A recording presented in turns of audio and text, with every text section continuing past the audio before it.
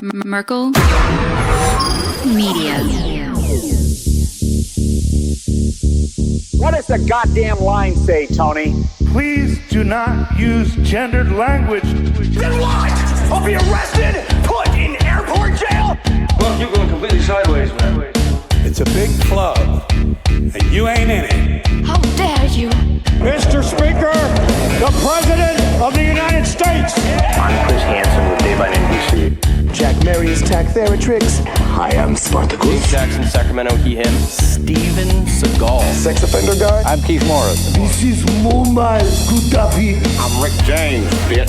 Sorting through the lies. The hijacker's passport was found blocks from the World Trade Center crash site, if you can believe that. We cannot track $2.3 trillion in transactions. And uncovering the centuries-long plan for world domination. Learning about Cuba, having some food. Let's talk about Chinese people. Have you ever been in a Turkish prison? Swangled in Fort Lauderdale? I have sent 6 of my Libyan missiles to blow up the Sears hardware department. Nothing could be more fun than jumping off a cliff with 2 German bisexuals. Oh, you English are so superior, aren't you? Thank you, comrade. And now, macroaggressions. That's what assholes call it. With your host, Buddy, I don't know who you are, but you're about to get chlamydia. Charlie Robinson. Hey, Whitey, where's your hat? You want to drop the blame on Charlie and say it's all Charlie's fault. He was a retard. I get some goddamn diuretic.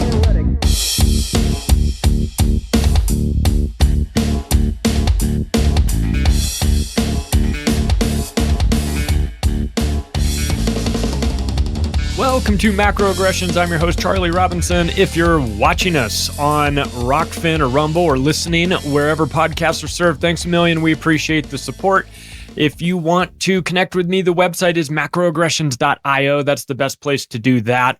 You can support the show. Have you rated the show? Oh, I would. If you think we've earned a 5-star rating, I appreciate it. It helps the show considerably. Hey, breaking news. The Octopus of Global Control audiobook is now available everywhere. Big thanks to Graham and Darren at Grimerica. They are the voices of the Octopus of Global Control, and it's fitting because I remember going on their show back in 2018 to promote the book, and they loved the book, and now they are the voices of it. So if you are inclined, if you want, for my illiterate audience out there that doesn't know how to read, I am making the book available to you dum-dums out there so you can just listen to it instead. You're welcome. You can go to Amazon. You can go to Audible, you can go to iTunes, you can go to Spotify, you can go wherever you get audiobooks. It is now available.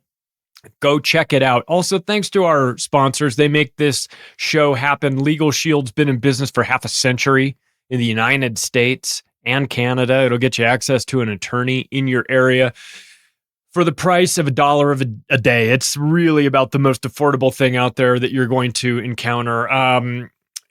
Do you have a last will and testament? Do you have a financial power of attorney, a medical directive, all those things? You got to have it. You got to have it. But here's the good news. It's not super hard to get it, and it's not going to cost you a lot of money, because if you sign up with Legal Shield, you're going to get an app on your phone, and you're going to log into your app and say request a meeting. And when they say, what do you want to talk about? They'll give you a drop-down list. You say, I need a last will and testament. Great. Someone will contact you within 24 hours. Done. That's it. You'll get a phone call. They'll say, hey, I'm your Legal Shield representative, and I'm ready to hook you up. This is what I need from you. When do you want to do it? Friday afternoon? Great. I'll see you then.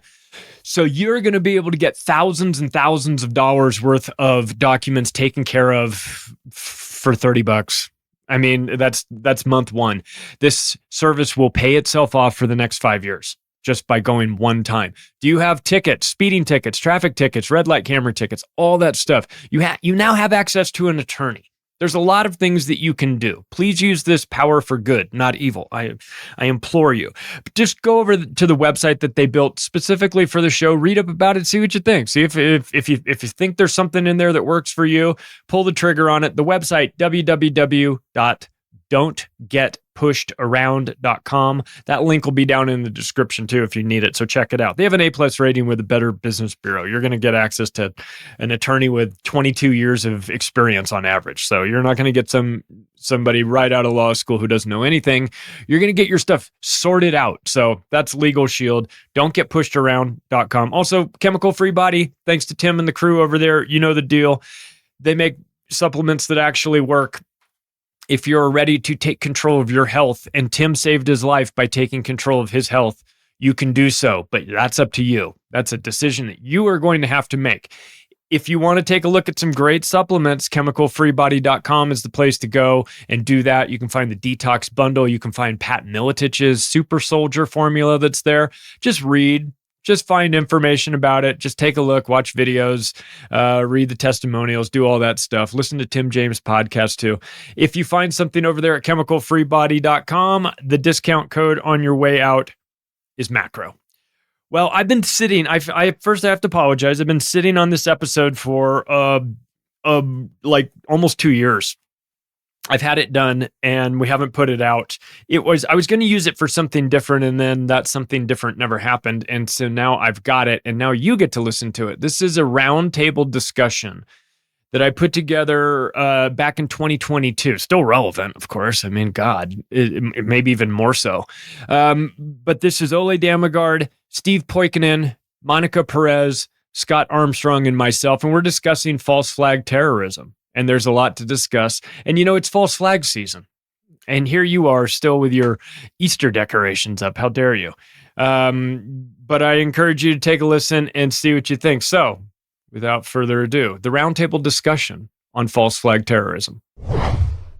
All right, guys. Well, I'm really, really excited for this episode, you guys. Thank you all so much for joining me today. So I'll get into a little bit of the backstory of how this conversation came to be. But for those of you that are just listening, I just want to tell you what we got going on here. So we have an all-star expert panel of people here to discuss false flags, school shootings, mass shootings, and everything in between, and try to connect some dots and maybe see what we have in store for the future. So my name is Scott from the show Rebunk.news. Joining us also, we have Ole Damagard from Light on Conspiracies, Monica Perez, Propaganda Report, Steve Poikonen, Slow News Day, AM Wake Up, all kinds of good stuff, right? And then, of course, Charlie Robinson, Macroaggressions, author of Octopus of Global Control, so many other great books. But first of all, let's kick it to the group here and just do quick introductions for people that may not be familiar with each one of our individual projects. And let's start. Ole, how are you, man? I'm good. As they say here in Bali, selalu, mantap selalu, always super good. And I've been down this rabbit hole, I think, longer than most, about 40 years. And so this has given me some kind of advantage to start from in the beginning. I was very focused on the site of a crime or the site of an alleged event. But over the years, I found out that, my God, we need to raise the view to like a helicopter view to get a better understanding of what's going on. And it's only then that you can see what is actually happening. And I would very much strongly suggest that when in this show, I would love to just give my point of view from a quite high perspective, because I tell you, what we're seeing today in the world is so connected on so many different levels. So many of these alleged shootings here and there, everywhere. NATO countries very often carried out by the same group that is just traveling around. I call them the global tour of terror. And over the years, I've become very familiar about their modus operandi, how they work. I've also been in contact with several insiders, whistleblowers from their side, who have informed me how they do it. And so one of the things that they told me is that they deliberately leave clues about upcoming attack in the forensic evidence, which was mind-blowing for me, because at that time, that was in 2014, I'd never heard of it.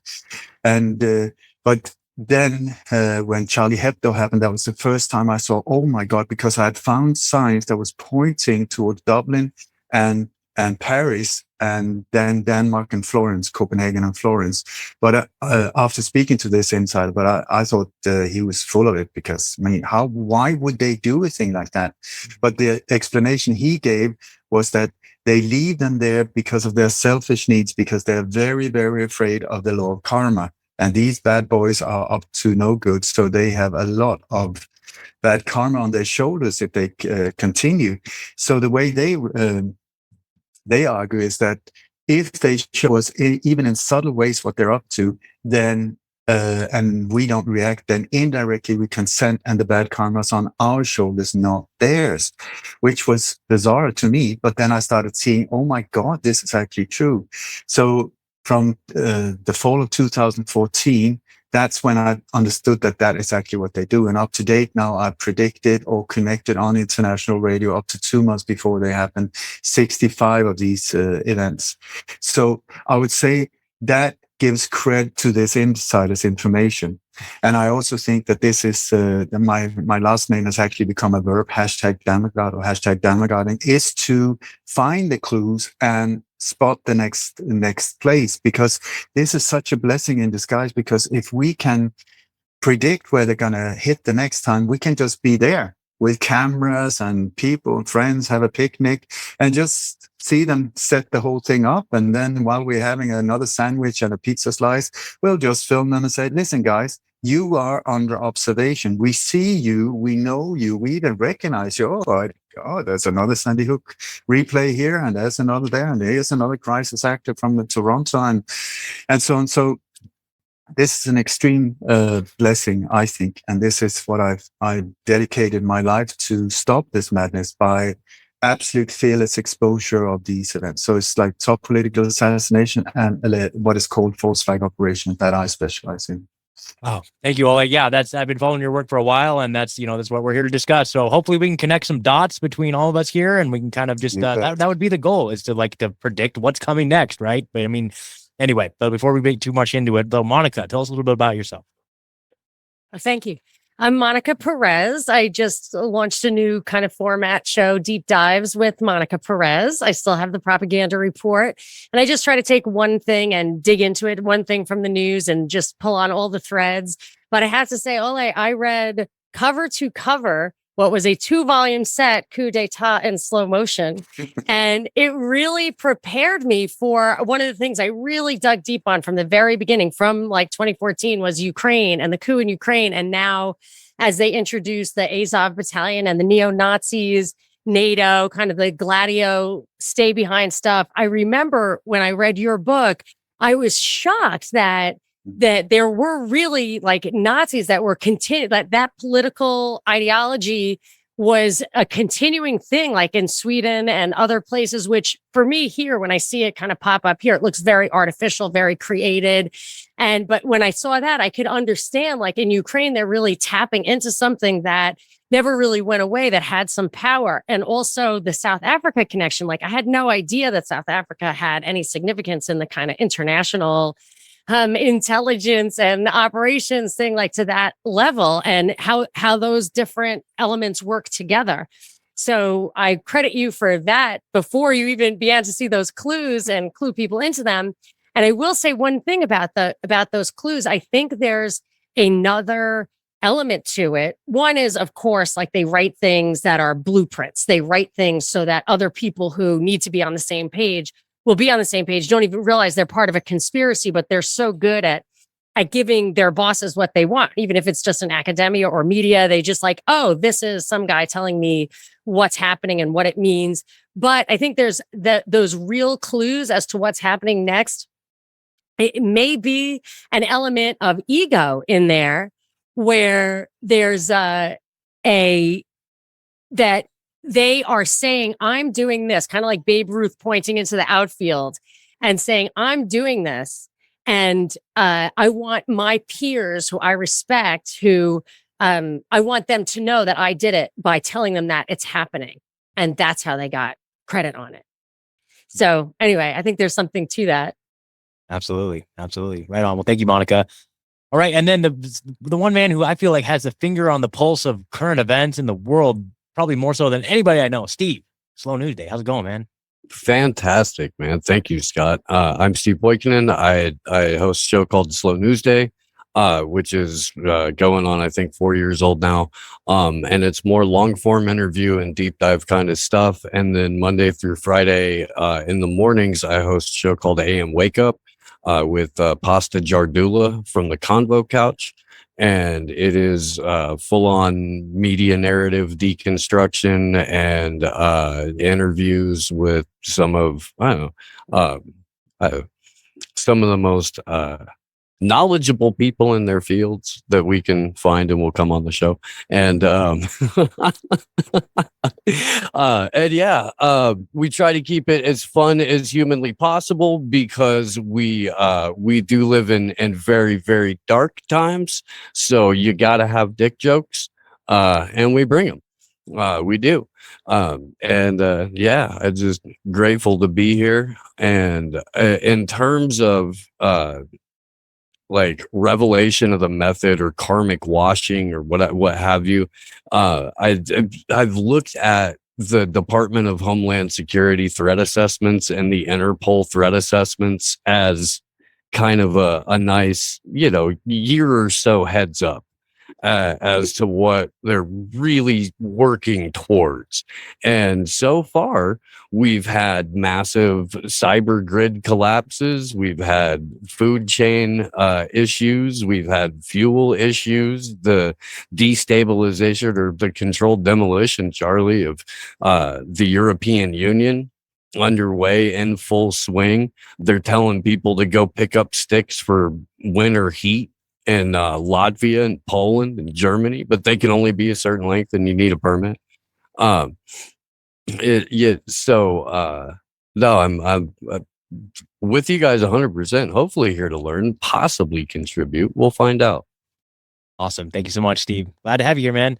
And of course, the Godfather, Mr. Charlie Robinson. Ooh. How you doing, man? Like, I mean, I can't be the Godfather when Ole's here, and he's been doing this for forever. But my name's Charlie Robinson. I am the host of Macroaggressions podcast. I've written a couple books. The first book was The Octopus of Global Control, and that really sets, when you write about control tactics and things like that, it leads you into false flags. I mean, it has to, and it's a matter of trying to put the pieces together, figure out what's real, what's made to look real. And then, I wind up at an Acapulco a couple years after the book, and I'm sitting with Ole, and we're trying to figure this out. And he explains to me the NATO traveling roadshow concept, and I just went, okay, I know nothing compared to that had never crossed my mind. So, but then after that conversation, now you start to look for these things. So what I feel is that if we have the talks, these shows, where we start to point out what we notice about these events, things that happen in advance, things that happen during, and things that happen as a result of, as governmental programs that roll out after a false flag, they start to paint a picture and they start to form patterns. And if you are good enough at analyzing the pictures and recognizing the patterns, you can start to put this puzzle together with, you do the edge pieces, the easier ones, and then you start to fill it in. And I think that if we talk about this, we do shows like this where we mention things like the way Ole mentioned the NATO traveling roadshow to me. And I went, whoa, now I can never unknow that. And now when I look at these events, I look at them with an additional lens of, well, is it this? And so what we want, the purpose of this show, if we were to consider it a success, would be that the people that watch or listen to this, then in the future, when these things happen, they go, okay, hang on a second. I remember hearing about this. I remember hearing this was an option. I remember hearing all these different ideas of how they lay out these events. Let me take a look at this and see if any of those things are there. As an example, and we're going to get into this, Ole, your presentation in Mexico, where you started to where you explained the importance, visual significance, and importance of bicycles and shoes, and I went, "What? Bicycles and shoes? That's it?" And you said, watch for bicycles, watch for shoes. Now, after that, I started watching for bicycles and shoes, and they're everywhere. Yeah. But if you don't know that, you don't see that. And so that's why I think the purpose of this show, if done correctly, is that afterwards, everybody is looking for the proverbial bicycles and shoes. So that's awesome. Yeah, Charlie, thank you so much, man. Like, okay, so yeah, let's get into it here, guys. And so I wanted to tell you a little bit about kind of how this came to be for me on my end. So I was, this was shortly after the Uvalde shooting. And of course, we had, Matthew McConaughey go up and do that press conference, right? And there was that one instance where he is naming one of the, quote unquote, I'm just don't even know, like victims' kids' names, like one of the names of the supposed victims. And he starts laughing. He starts chuckling right after naming the supposedly dead kid's name. And I'm like, okay, that's it. I'm done. I can't take this anymore. Like I had like this like bubbling like fury build up in me. I'm like, this is just so egregious and so maddening that and that's kind of like what led me to be, okay, who can we get? Oh, we need to get Oli Demigard. We need to get Charlie Robinson. We need to get Monica Perez. We need to get Steve on this show. We need to hash this out because this is just getting out of control, right? And so, my vision for this now being in the climate that we're in, like, I don't care. If we're going to talk about Sandy Hook, we're going to say Sandy Hook. If we're not going to self-censor, we're not going to pull any strings. Like we're going at it hard and we're here to do some good work tonight. So with that being said, I want to kick it over to you, Ole, and maybe kick us off and like see where you're at these days. And by the way, I just heard you on Sam Tripoli show, Tinfoil Hat. So that was a great interview. But where would you like this particular conversation to start off? Hearing like kind of what my vision for it is, or what our vision for it is. Okay, so thank you so much for inviting me, and I feel honored to be among you. And I'm very, very grateful that people like you are around and dare to do what you do, because it's been quite a lonely road for years.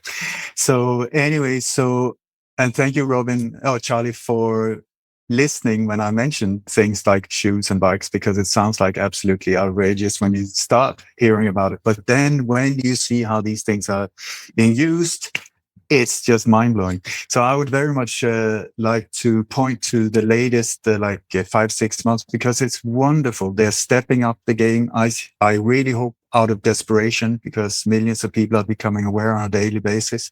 So they need to keep us in this grip of fear. That's the key. To control masses, you need them fearful. So this is why they have to amp up the fear all the time.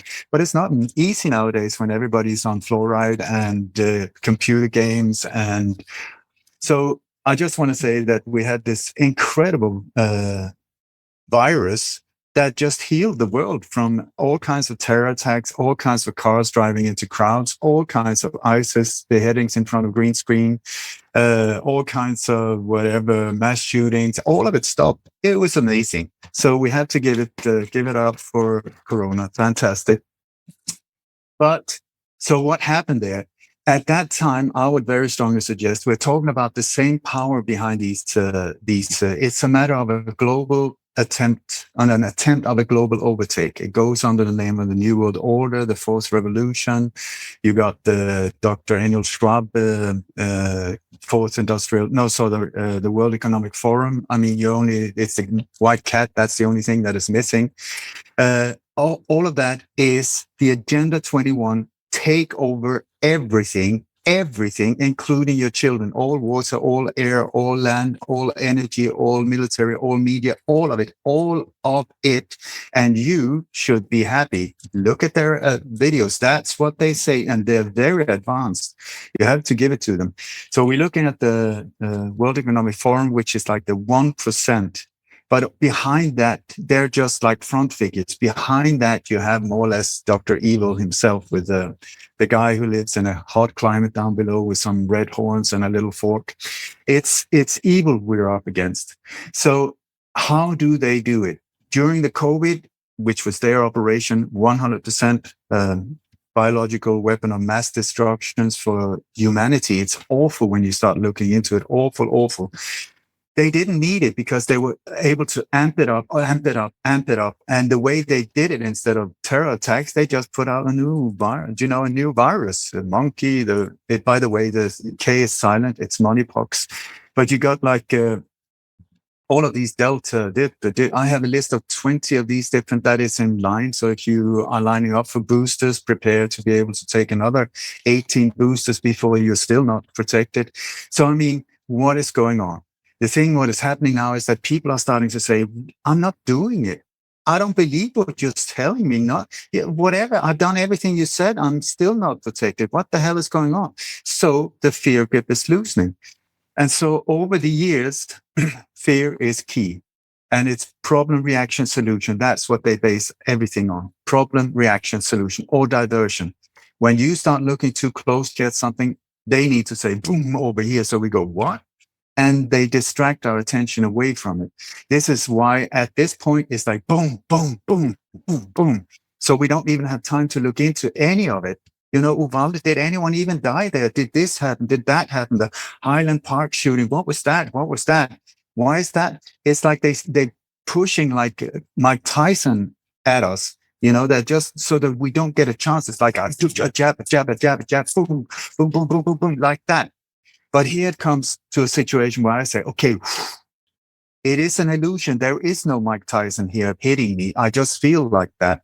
So breathe, breathe, breathe, take a walk, you know, hug a cat, whatever, a tree, a cup, whatever works for you. Calm down, calm down.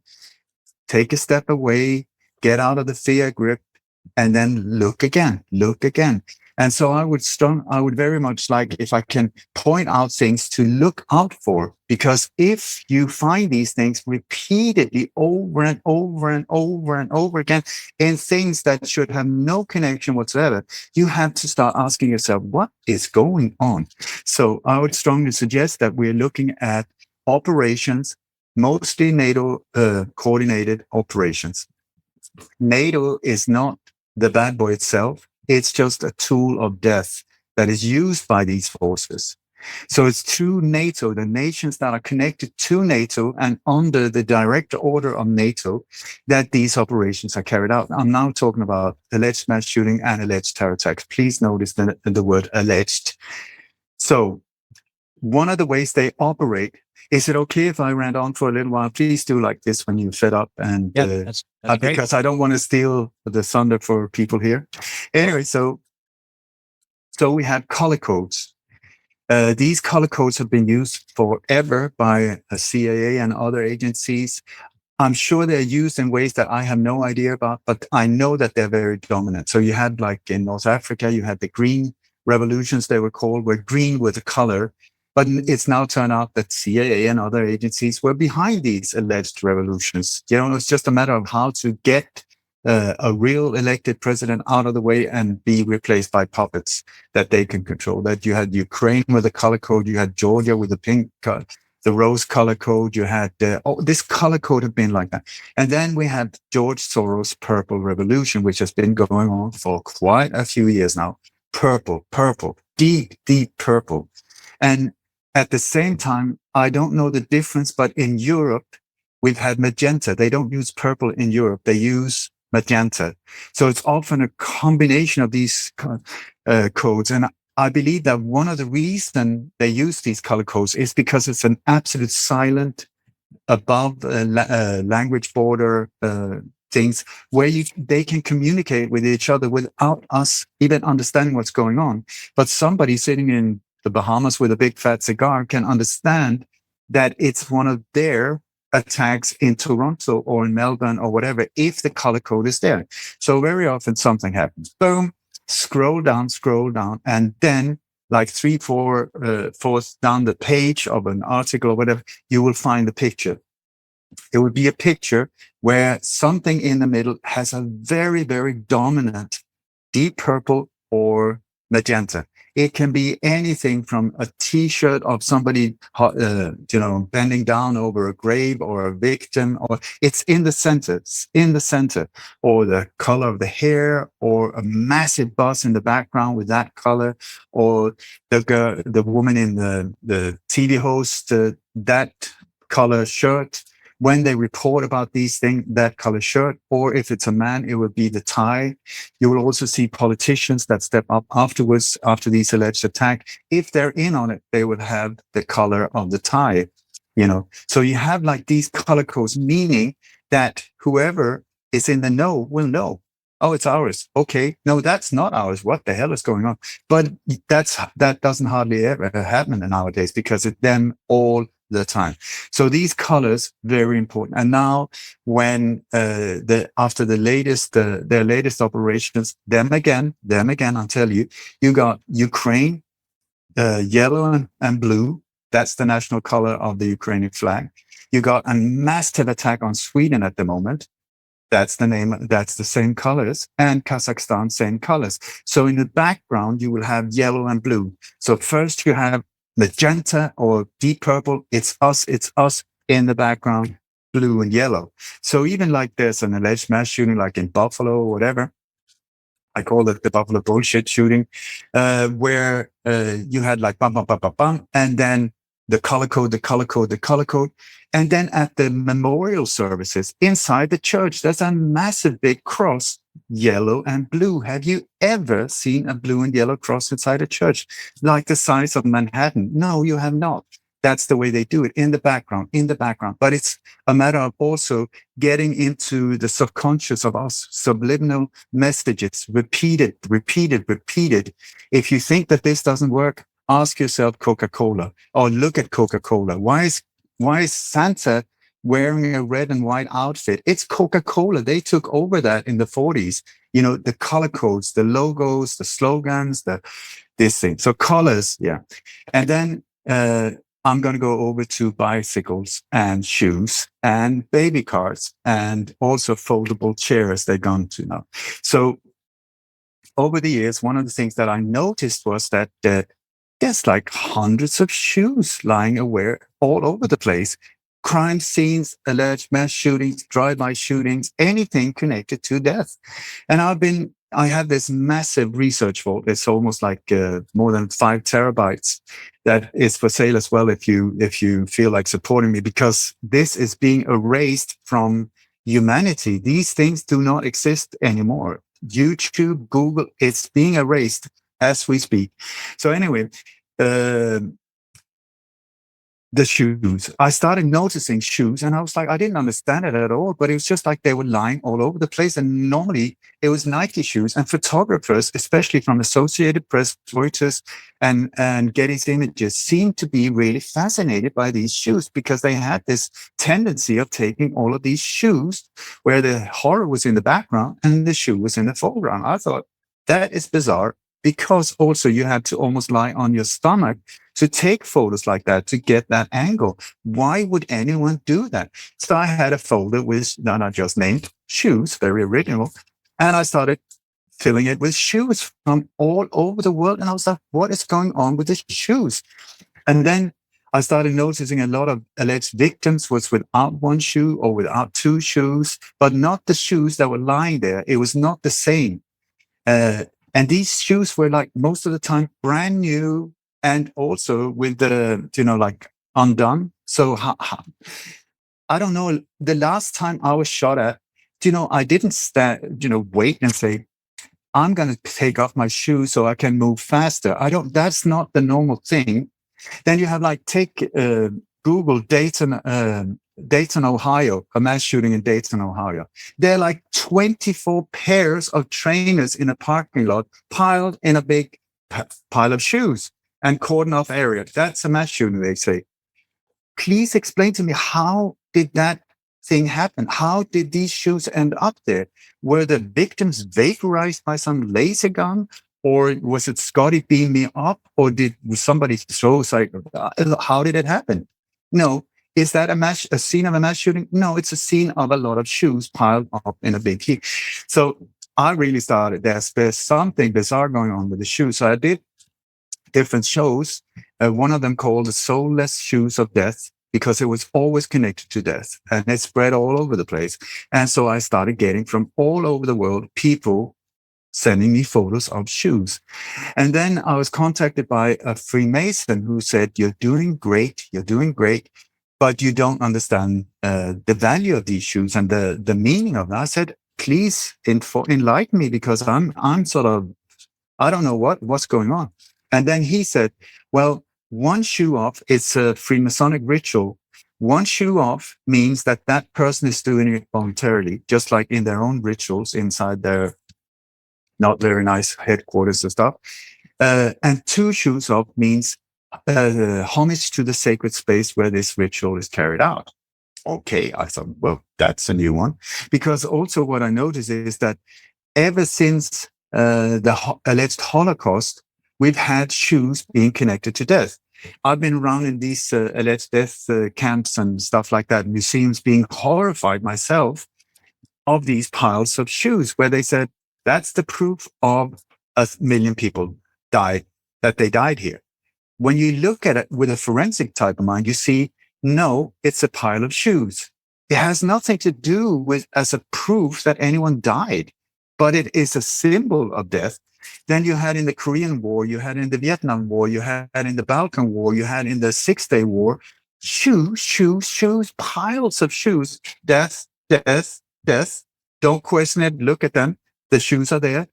Who are you to even put a question mark in? And I don't know. The Six-Day War, you look at that, it's out in the middle of the desert. Israel and Egypt were fighting and they won, and the Egyptian soldiers escaped in panic, leaving behind the boots in the hundreds. I don't know, if you live in the desert area, please walk out bare feet. Tell me, how does it feel? Do you feel like taking off your shoes or put them back on? I would say your shoes will be baking within 2.5 seconds. You would not do that. So why are the boots there? You got the expressions boot on the ground. You got all kinds of things around boots, shoes, boots. Anyway, so I was doing these shows, and then I did many shows with CIA whistleblower Cody Snodgrass, who for 20 years had been into Black Ops, but knows a lot about MK Ultra as well. And he said, I think there's a whole different level to the shoes than you were aware of. I said, please tell me.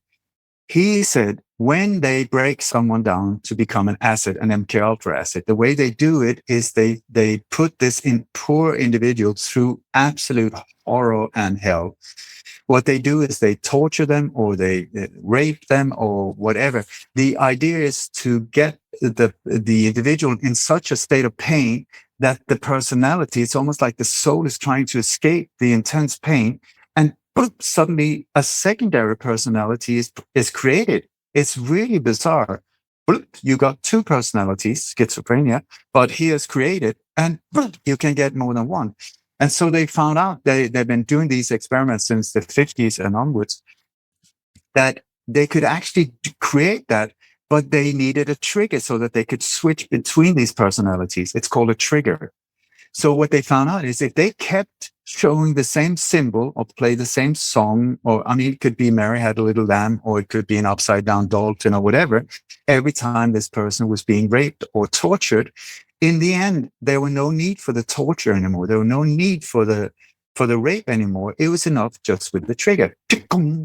And you will see that in many Hollywood movies where you got like a car mechanic who's just going around with his daily work. He get a phone call, Mary had a little, suddenly he's an assassin. He goes into that and he's under their spell. So it's not something to underestimate. And so what Cody said, this is a theory. He doesn't know it for sure, but I really resonate with that. He says, since at least the Second World War, our minds have been connecting death with the symbol of the shoe. So in the end, if you see like here, horrible thing, shoe, horrible thing, shoe, horrible thing, shoe, you don't notice the shoe. You just look at the thing in the background. An airplane crash. Yeah, you see some smoke and some nothing else. And then like a sandal of a baby. And you think, oh my God, a baby has died. No, it's a sandal of a baby, and there's a smoke in the background. That's what you see. But your mind goes in. And I think nowadays, when most of us are in a state of the post-traumatic stress syndrome at all times, because humanity is like being hammered from all different directions, when you keep seeing the shoe, in the end, just like with the MK Ultra victims, you don't need the real thing. The trigger is enough. Like the Dayton, Ohio. Check that out. It's a pile of shoes. What was the symbol of the Las Vegas shooting? It was a pair of boots with the American flag on. What was the New York Times had on page 1 a photo of some ketchup and a shoe. That's it. You see, a mass shooting drive-by shooting in Baltimore. It's you see a shoe. There's nothing of the victim. There's nothing like that. So anyway, Uvalde shooting too. The Uvalde shooting, not to interrupt, but the green Converse. It's just like I know. After your reporting, I saw the green Converse and I'm like, oh my gosh, this is just like it's here we go again. Here we go again. And that is in. I think I'm up to maybe 1,000 shoes, and then in came Matthew. Come on, Matthew, this is what you can get from me. I really used to like you. Really, this is not okay. You know, I don't know what good came out of it for you, but that is absolute. Also, Will Smith and Chris Rock and these type of things that are now playing in these games, not okay. Shame on you. So, and on the, like Matthew standing there laughing, saying, oh, the only way they could identify this girl was from the shoes. Was she totally blown to pieces? Why are there no stains on the shoes? I think it's his wife is sitting there with them in the lap. Very strong green color. I like that you pointed out, very strong green color. That's the first time with a green color, except for Boris Johnson's tie, very green tie, when he came to Ukraine just before the whole thing started, with, I would say, the green color saying, go ahead, we're going ahead, So anyway, and what was the color of the photo of the dress of the victim that he holds up? Purple. Deep purple. Yeah. And it's not even of her in the age where she is now. It was as a little child. So you have so the shoes. So I pumped that out in the hundreds in interviews. I've done like 1,100 interviews, something like that now. And pumping it out. So these shoes have become sort of like a joke. People are making jokes about them everywhere. If you even go to the BBC website when something happens, people are pointing out the shoes, saying, come on, guys, this is ridiculous. So the fear grip is loosening around shoes. So I believe from around 2018, they were in a situation where they thought, oh my God, millions of people are becoming aware of what we're doing. Not good, and not good. We need to do something. So in 2018, they started swapping over to making a shift towards bicycles instead, because it needs to be something discreet, something that are subconscious. Like if they had been leaving like pink umbrellas everywhere. Every time something happened, there was a pink umbrella. People will start noticing and say, listen, there's a pink umbrella again and a pink umbrella. It needs to be something discreet that just affects your your subconscious and triggers it without you understanding. So a bus would work, or bicycles, baby cars, because also baby cars is very emotional. Oh, what's a baby?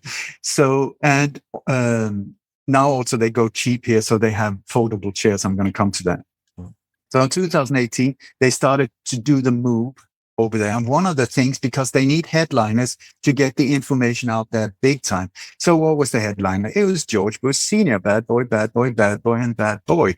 How did they do it? Well, his cardiologist was shot in Houston, inside the hospital area, in a drive-by shooting. Okay, fair enough. Well, the doctor was on a bicycle and the shooter was on a bicycle. And what the images from the crime scene was of the bicycle. Do you see what I'm saying here? Like when have you had a drive-by bicycle shooting before? It's like, and I love it. They always have these things with the names of the victims or people involved. There's very often a sexual, like a joke, almost like they're teasing us. But here his name was Dr. Hausknecht, but they said Dr. Hausknecht was the name of this doctor. I mean, I don't know if he even existed, but anyway, some of the other names I just want to say, like we had Annie Dick on Ass. That's a nice name for you. Annie Dick on Ass, huge dick in son. We had so many Cox, Joe Cox, Mark Cockburn, Ray Cockburn, Dick Cox. I mean, who would? I'm starting to like these guys at NATO. They're cracking me up a little bit. I mean, I'm connecting with this inappropriate humor. Oh, I know. How about Wayne Sexton from the? I was just gonna say. I'm sorry, I didn't mean to steal your. That one was just crazy. Caesar psyop. Do you remember I that mean, like 3 or 4 years ago, the Trump guy was like Psyop, but it was Caesar Psyop. Oh, jeez. Yeah, but now Primo. Crimo, but no. But nowadays, they for some reason they started going to the Wild West. For some years, it was the end of the Second World War, where all of these dates were connected to dates in 1945 and 46. Now, for some reason, they've started with the Wild West. I think maybe also to point. So you had like recently the Baltimore, I think it was in Baltimore, the subway shooting there, absolute bullshit crap. But his name was Frank James. Frank James. New York, yeah, like Jesse New York, James, yeah. Jesse James' brother, Frank James. Then you have another one, Pearl Hart. Pearl Hart was another. She was the daughter of Belle Starr, I think, but also now maybe I'm mixing them together. Pearl Hart at least was one of the outlaws in the Wild West, one of the few women. Then now we have Robert E. Crimo, but Robert E. Right away, your subconscious go Robert E. Lee. You know that's how they play you. So anyway, so we start and one of the things also they've started to do. It started, as far as I know, with. Did you hear a lot about the boys that got stuck in a cave in Thailand? There was a whole global media coverage of this group of boys and all the time when this happened, one of the main images that was pumped out was of a Nike football shoe, massive logo, and in the background, there's bicycles. Right when I saw it, like, whoa, come on. So, and at the whole time they were talking about it, oh my God, somebody should make a movie of this. Oh, it's almost like watching a movie. Oh, it's like they're almost following a script. Yeah, exactly. And so that whole thing totally staged. The boys didn't even come from Thailand. They were drugged down. They were flown in. They were flown out. They said that they had to put them under to get them out, so they couldn't speak. They couldn't make any comments, and so on. Now Netflix is making a big one about that whole thing. I pointed out years ago, saying it's going to come. You had Clint Eastwood that I used to love with like $1 Million Baby, beautiful movie. What the hell happened, Clint? I mean, really, you're really old now. Shouldn't you die with dignity? No, he made like a movie called The 9:13 Train to Paris. That is based on a false flag, low budget, absolute crap operation. I will now give you the scenario. Okay, on a train 913 towards Paris, you had like 3 US Marines. That is normally not the case in Paris. But anyway, they were on the train. So one of them passed the bathroom on the train and he heard the sound of a Kalashnikov trying to be loaded. Okay, but he had been in Afghanistan, so he knew the sound of a AK-47, but it was jamming. So this Muslim terrorist had tried to go into the bathroom and load his AK-47, but it was messing with it. It was jamming. So this U.S. Marine, he stood and waited outside, waited for the Muslim terrorist to appear. And then the Muslim terrorist appeared and they jumped him. And there was a lot of boom, boom, boom. And oh my God, drama. It was amazing. And the U.S. won. Can you believe it? All 3 of them jumped him. So what happened? I mean, I exposed that, put it apart years ago. Now Clint Eastwood has made a movie where the crisis actors are playing themselves in the movie. I mean, wake me up. What is going on? Alice in Wonderland. So here they have, because Hollywood is running out of ideas. It's been recycled 100 times. All the good stories have been told so many times.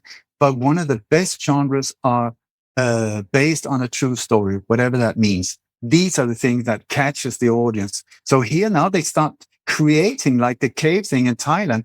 That was a stage thing to get the media thing and pump out the fear and get some good stories out there and make an extra billion in a media production, a film production. They've started doing this. Yes, please. And I would like to say, since you mentioned the Nike thing, let's talk about the marketing, the branding impact of this too on the down low. Nike getting involved and saying, how much money do you want for this? We've got a budget for advertising. So we're watching, we know that the worldwide consumer in general, but American consumer in particular is tuning out advertising quite a bit, kind of overwhelmed with it. But what if it was part of the storyline itself? What if it was embedded advertising that just became a sort of off the record Nike co-branding with NATO on one of these events that winds up becoming a Netflix thing? They're all wearing Nikes, and the whole... All they have to do is sponsor one junior high program nationwide. Say they are. Hey, we're going to contribute X amount of shoes a year to these, and then that justifies it on their budget. Nobody asks any questions. Nobody cares. It's much more advanced than that. Nike is not just a normal company. It is really dark, really, really dark. But you got companies like Coca-Cola. You got companies like I don't even want to say it. The one with the coffee that Bill Gates' dad was part of or Bill Gates himself. These type of companies are there, and I just want to point out also Google Maps are really into helping the market as well, because you can see that they know that when something happens, millions of people will check it out in different ways, also on Google Maps. So when something happens, go down on Google Maps and look for yourself what is there. So for instance, do you remember there was a guy in a yellow RV that blew himself up in Nashville, Tennessee? That was, by the way, where they left the clue towards Capitol Hill. I pointed Capitol Hill out 5 days before it happened, saying Capitol Hill on Michael Jacob's show. And so you go down, and exactly where this car is said to have exploded after several hours of please evacuate the area, there will be an explosion. Okay, so it just happened spontaneously, not. And the shots were fired through the PA system on top of it. But anyway, you go down and you look at that exact spot, and there's a Coca-Cola truck. Absolutely, polished and beautiful. And you could say, well, it was just an accident. It just passed when the Google camera. No, there are orange cones placed around it. It is there, stopping traffic, being taken photos of. So you have the Buffalo bullshit shooting. You go down, you find the exact top supermarket. That, by the way, the shooter drove 4 hours twice to go there to be able to shoot black people while shooting white people on the recording. Amazing. And shoes left inside the shop. They were the only people there. The victims were there. And then shoes spread out on the floor. I don't know about these things, but normally when I get shot, I don't fly out of my shoes. The shoe stays on. It's like, it's not a natural thing. At the Queen's Day Massacre in Holland, there were even Wellington's rubber boots left in the street. Normally, you're like two people that have to pull it off.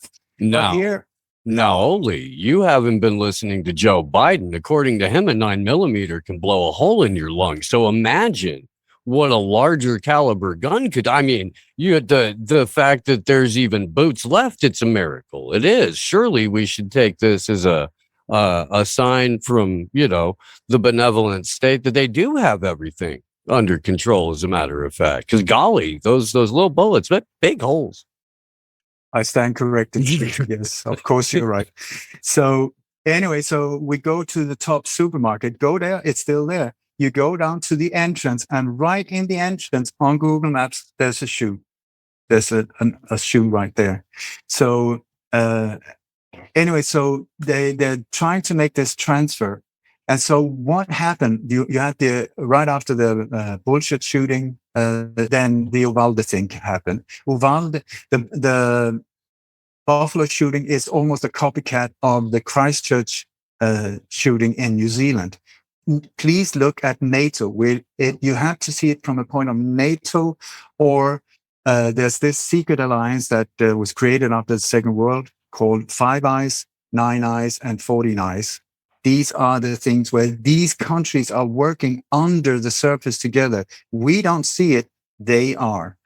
And So you can see this is how it's done. They're being transported in big C-130 military planes to U.S. Air Force bases or NATO Air Force bases, crisis actors, directors, makeup artists, crowds, because they need crowds, sometimes experts on pyrotechnics. It's a film set, a mobile film set that is being moved around and then taken from these airports where they land after dark in buses to the place where they set up for a security drill, active shooter drill the day before or a few days before, where they rehearse. That's when all the good photos are taken, the high quality things, because they had to make sure that they got these images and also the footage. I call it the catwalk of death. These very blurry videos of people trying to save other people. You never see and the quality is like a VHS copy of a Hungarian porn movie in the 70s. It's so bad. You can't see anything. You cannot see anything.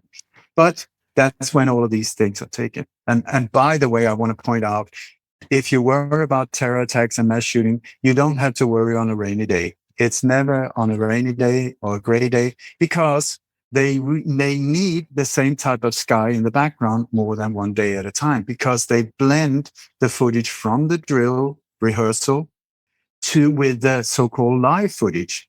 So you have a mixture, because if you control the media outlet, you can control what we think happened. That is key in these operations. So they always choose like a blue sky or almost blue sky so that they can mix these two without us noticing. But this is where I go in and check the angle of the shadows and the clouds, where the hell did the cloud go?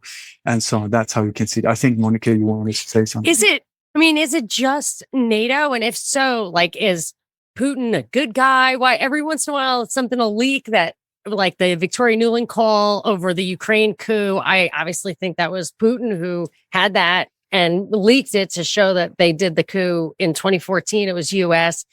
But I wonder, I get confused sometimes because it seems like Putin plays along with some of these things, doesn't out ISIS as being like a US operation, or I actually think Edward Snowden was a CIA agent, like still, and he doesn't out that. Like, do you think Putin's a good guy? You think he's just a guy who watches out for his own interests, or do they do it too? Like, did they do sometimes? Some people say they do it, like in Georgia and stuff like that. What do you have an opinion on that? I would say, welcome to the world of the CIA and these assets. It's smoke and mirrors. It's in a labyrinth, inside an enigma, inside with smoky corridors. It's like that. Confusion is the name of the game. So I don't want to jump into that, because that's a whole different. I don't trust the war in Ukraine at all. The way we see it, absolutely zero. Please watch the movie Wag the Dog. That will explain to you what is actually going on. But you asked about Putin. Putin is a question mark in my world, because he was one of the young global leaders in the 90s. I'm not sure about that. Did that even exist? Yes. God, yeah. They scrubbed was the timing quite right?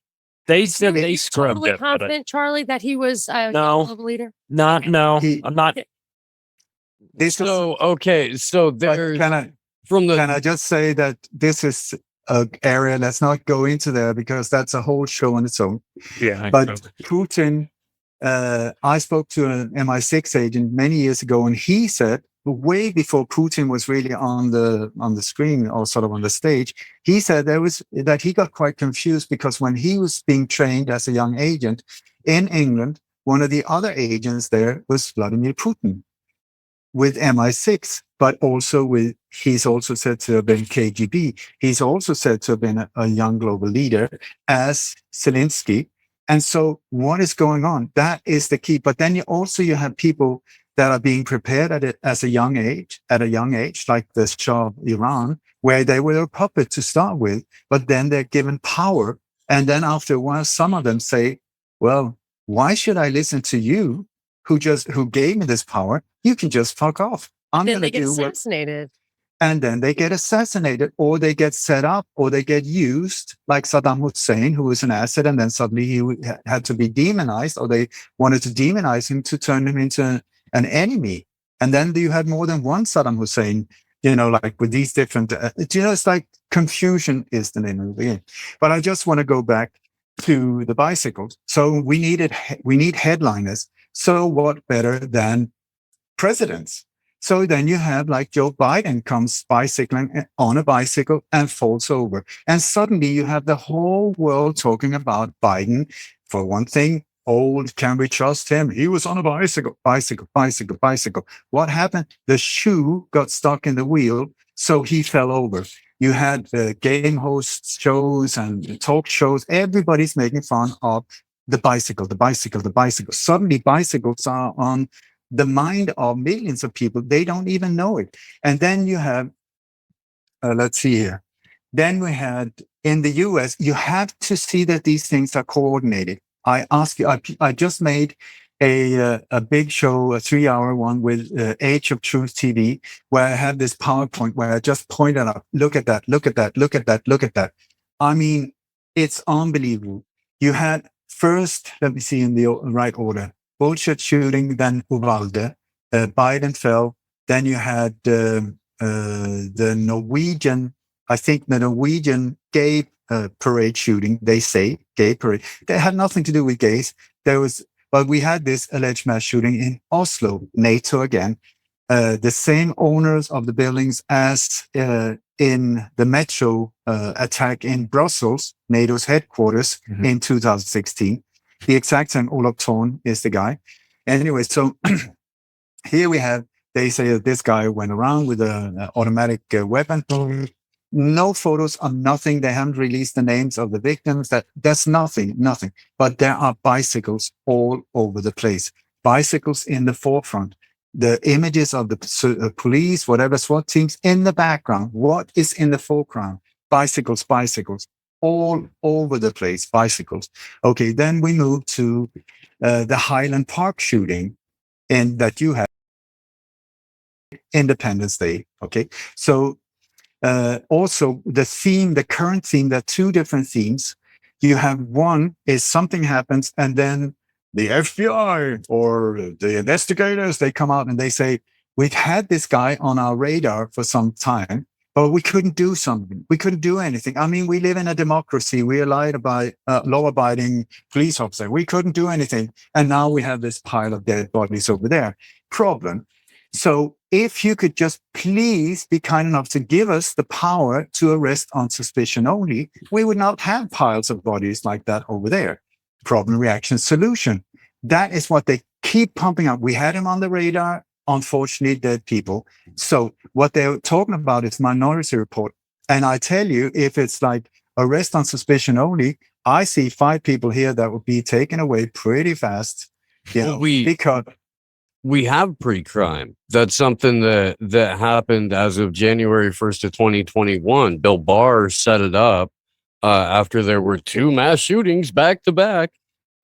He called the shot several months before, as soon as the 2 mass shootings happened, one down in like Beto O'Rourke's hometown or something like that. And then the other one, it wasn't even a mass shooting. It was just the next day, and a couple of people got shot, and it was a brother and a sister and a boyfriend or something. And they made it sound like it. Trump comes out and goes, we've got to be able to have the resources to scour the darkest corners of the internet to stop these incidents before they happen. And they announced that it was going to go. A guy named Daniel Baker is currently the longest serving inmate for pre-crime currently. Although we don't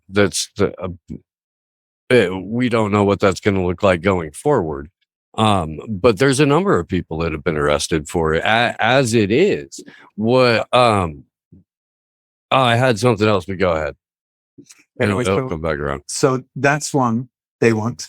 And now there's also the mental health part where they want to be able to act where people are,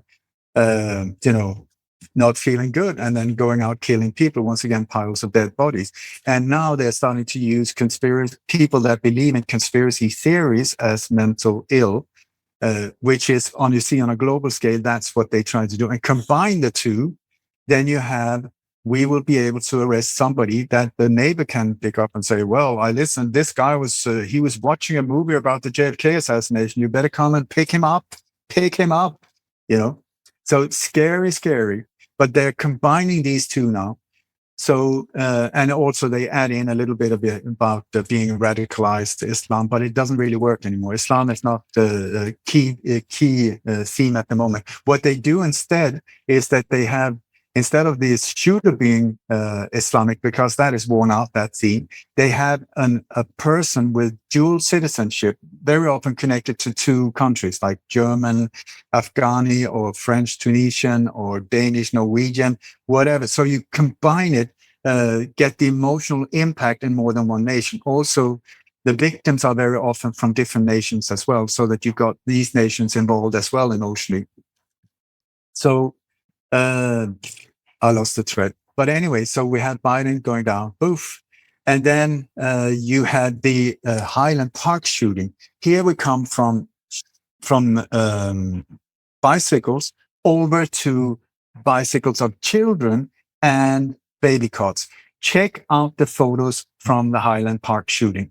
They are all a psychological operation. Every single one of them is packed with kids, bikes, the American flag, gay colors, baby cots, and chairs that have been foldable and thrown in the middle of the street. And then in the background, you got the Ukrainian blue and yellow and blue, Sweden, Kazakhstan in the background. It's all over. And you got the police officers walking around like, oh my God, the violence was so horrible. Independence Day.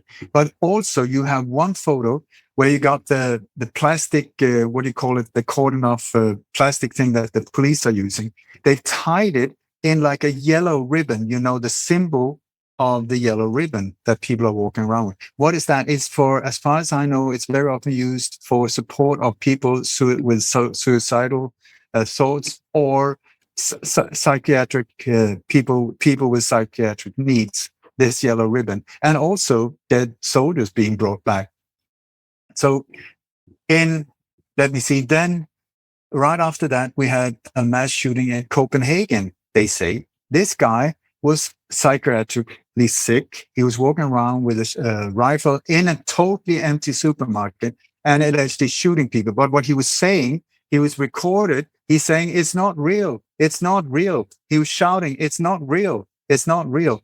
Anyway, so they kept, there were photos of shoes, once again, massive shoes. And they kept saying he had been looking for psychiatric help, but there was no one there. There was nobody that could help him. And now we have all of these dead bodies over there. So the theme is the same. Look, Highland and then Denmark. Now Sweden, right after this happened, you have, there's a week every year on an island called Gotland, where people can meet politicians, top politicians and so on. Everybody mingle and so on. It's a famous week. So here we had, just before the speech of Bilderberger, Annie Lööf, who the elite have really tried to push as the next leader of Sweden. Bad girl. Anyway, so she was just about to give her speech when a woman was murdered in a street just like there, in a side street, very easily controlled, where the crowd was looking at her, and suddenly there was this turmoil, boom, boom, boom, boom. And she was stabbed by this guy, but the police jumped him right away and hooded him.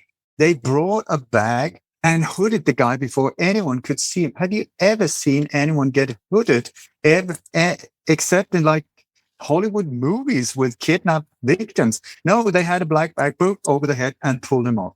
So this woman that was murdered there officially, who was she? She was the one that coordinated psychiatric treatment for all of Sweden.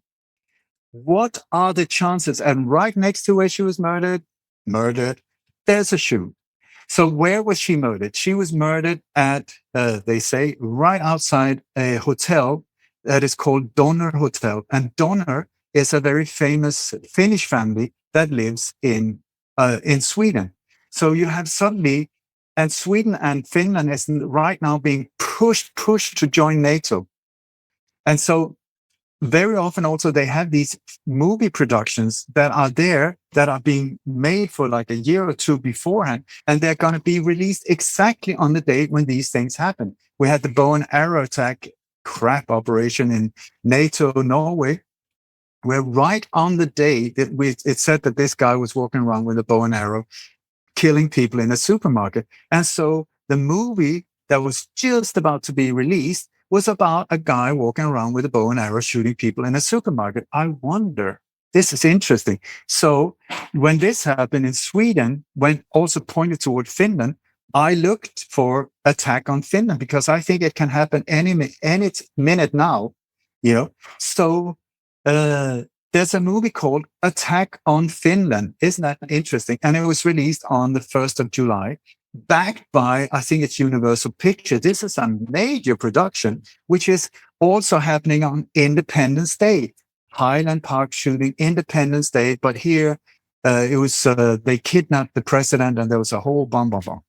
So anyway, I've been ranting on for a while. No, that's great. That's great. That's great stuff. They're using the same tactics, even this, like the 1985 Belgium Gladio random grocery store shootings. There are being recycled back into Buffalo. You know, with there's not even they don't even have the care to mix it up. They're giving us replays. You know? They're still using Jeffrey Pyatt and Victoria Nuland in Ukraine. Victoria Nuland was in Sri Lanka 2 weeks before the Sri Lankans started going like full color revolution there. But yeah, I mean, speaking of Ukraine, it's just, if you ever Google, I remember as soon as you said about the shoes, MH17, that whatever that was all about.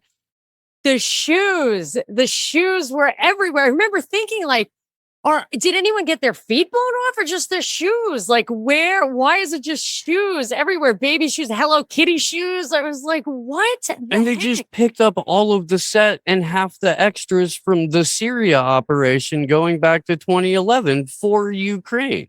It's the exact same propaganda. It's the exact, they almost brought out the exact same little like Aleppo kid. They did the incubator babies thing from the first Iraq war, where they were like, oh, they bombed a maternity ward. They wheeled the woman out, but she had this like beautiful homemade knit blanket as a stretcher because it was, you know, just the poor beleaguered war-torn people of Ukraine. And then you find out that it really wasn't a maternity ward. It was housing mercs. There was that bright pink that she was covered. I mean, I don't think it was exactly magenta, but in the center of the thing, it was all black and dark. And it was like the burned out maternity thing. And it was ridiculous because it had been emptied of pregnant women and stuff, but just front and center on the Wall Street Journal, it's all dark. And then that just a bright blanket right in the middle. Yeah. But I love this, that you're from now on, after hearing this, you now are going to be viewing the world differently. Like the Baader-Meinhof effect, right? You're going to be damn-guarding. Yep, exactly. You know, one of the things that was pointed out to me recently that I was like, that really came up, that I was like, yeah, that's a good point. That really leads to some circumstantial evidence about all this, is the fact that, like, you'd think after all these years, all these school shootings and mass shootings and everything, there would be like a parent, you know, from one of these shootings come forward, like being pro-gun, right? Like you think that there would be one of them coming forward and be like, hey, actually, you know what? No, we need, like, everybody should have guns. Like you don't see that ever. Every single time, each one of these narratives is controlled in such a way where the parents are always, the only view across the board is we need to get rid of all the guns. So that right there tells you it's all the narrative is orchestrated from start to finish on these, right? I don't know. That was just an interesting observation I had. Yeah. You know, like they say, if it was random, it would go in our favor at least once. Yeah, exactly. But it just never does. Exactly. Always is the same agenda. You know, when you see, I mean, when something natural happens, you will have a discussion, you will have a debate. Some will think this, some will think that, you know, like that. Then when there are orchestrated events and coordinated operations, like the pulling out of Russia, when all of these big companies said on go, everybody was pulling out. That is a coordinating military operation organized through the World Economic Forum, I would say, that just pulled the rug out of Russia. You don't, and not one mainstream media outlet has said, maybe there's something we should look into, question anything. Like, it's just Putin, bad boy, bad boy. That's it. And poor poor Ukraine. I'm not saying anything. I mean, I'm totally against wars ever, but look at what's going on in Ukraine. Is a very interesting place. These biolabs that was there big time. What happened with them? They were transferred to Sweden and still active. Sweden is a really, really bizarre place in a lot of these things, and Swedes as well. There's some handpicked people that keep appearing. Yeah. So like I grew up in Oregon, right? In Oregon. And like the last 10 years I've been in Eugene, which the town right next to it is a town called Springfield, which Thurston High School, which is where the Kip Kinkle, like one of the original school shootings took place, right? And so like I know lots of people that were technically there, you know what I mean? And so I was on, I witnessed that. Also, I wanted to point this out, and this is just rewinding the clock way big time. So like Columbine was April 20th, 1996. And on 1999. My bad. But then in 1996 there was the Port Arthur massacre over in Australia, and that was the one that they used to legitimately disarm the entire population. You know what I mean? Like what are your thoughts on how that impacted the gun confiscation movement in Australia versus like what we're seeing today? And do you feel like this is driving towards disarmament, or do you think it's like a larger, more nefarious agenda going on? Are you asking me? I mean, sure. Yeah. I mean, yes. Oh, yeah. I'd love to get your opinion, but anybody else. Yeah, for sure. Absolutely. Yes. It is the same. And the same. You've seen every time a dictator is taken over, one of the first things they do is try to de-arm the population so that they can just go in, invade, rape, plunder freely. They're absolute super cowards. They're very afraid of facing, real resistance. They're really, that's why all of these things are happening in the US, because you're the only ones with guns. I mean, most of us do not have them at all. So in other countries, it's like in Sweden, for instance, you have knife attacks. So now they're trying to ban the knives. Soon it will be spoons and forks as well, or a hammer attack. They're trying to take away these things from us. But it absolutely backfired in their face, because they had this whole escalation of mass shootings, alleged mass shootings. I must say, I don't know of a real one. And I don't know of any real one. And I've looked into, I don't know how many. And the very first one that started was in Austin, Texas, up in the tower. This guy that even brought a compass up there, just to make sure that he knew where he was in the tower, and shooting there. That was the entrance point for SWAT teams. That event on its own was the thing that created SWAT teams and made that a legal thing. I mean, nowadays, if you grow carrots and the SWAT team knocks on your door, nobody reacts or collect rainwater. But I mean, in the old days, SWAT teams was something like really unusual.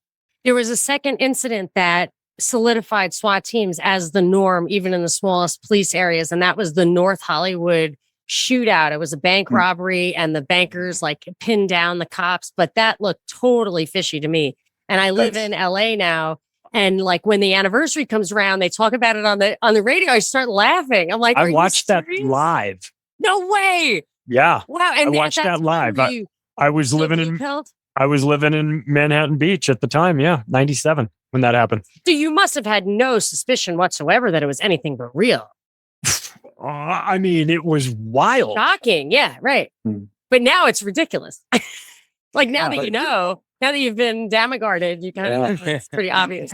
But I got to watch that though. And now I live down the street from Columbine.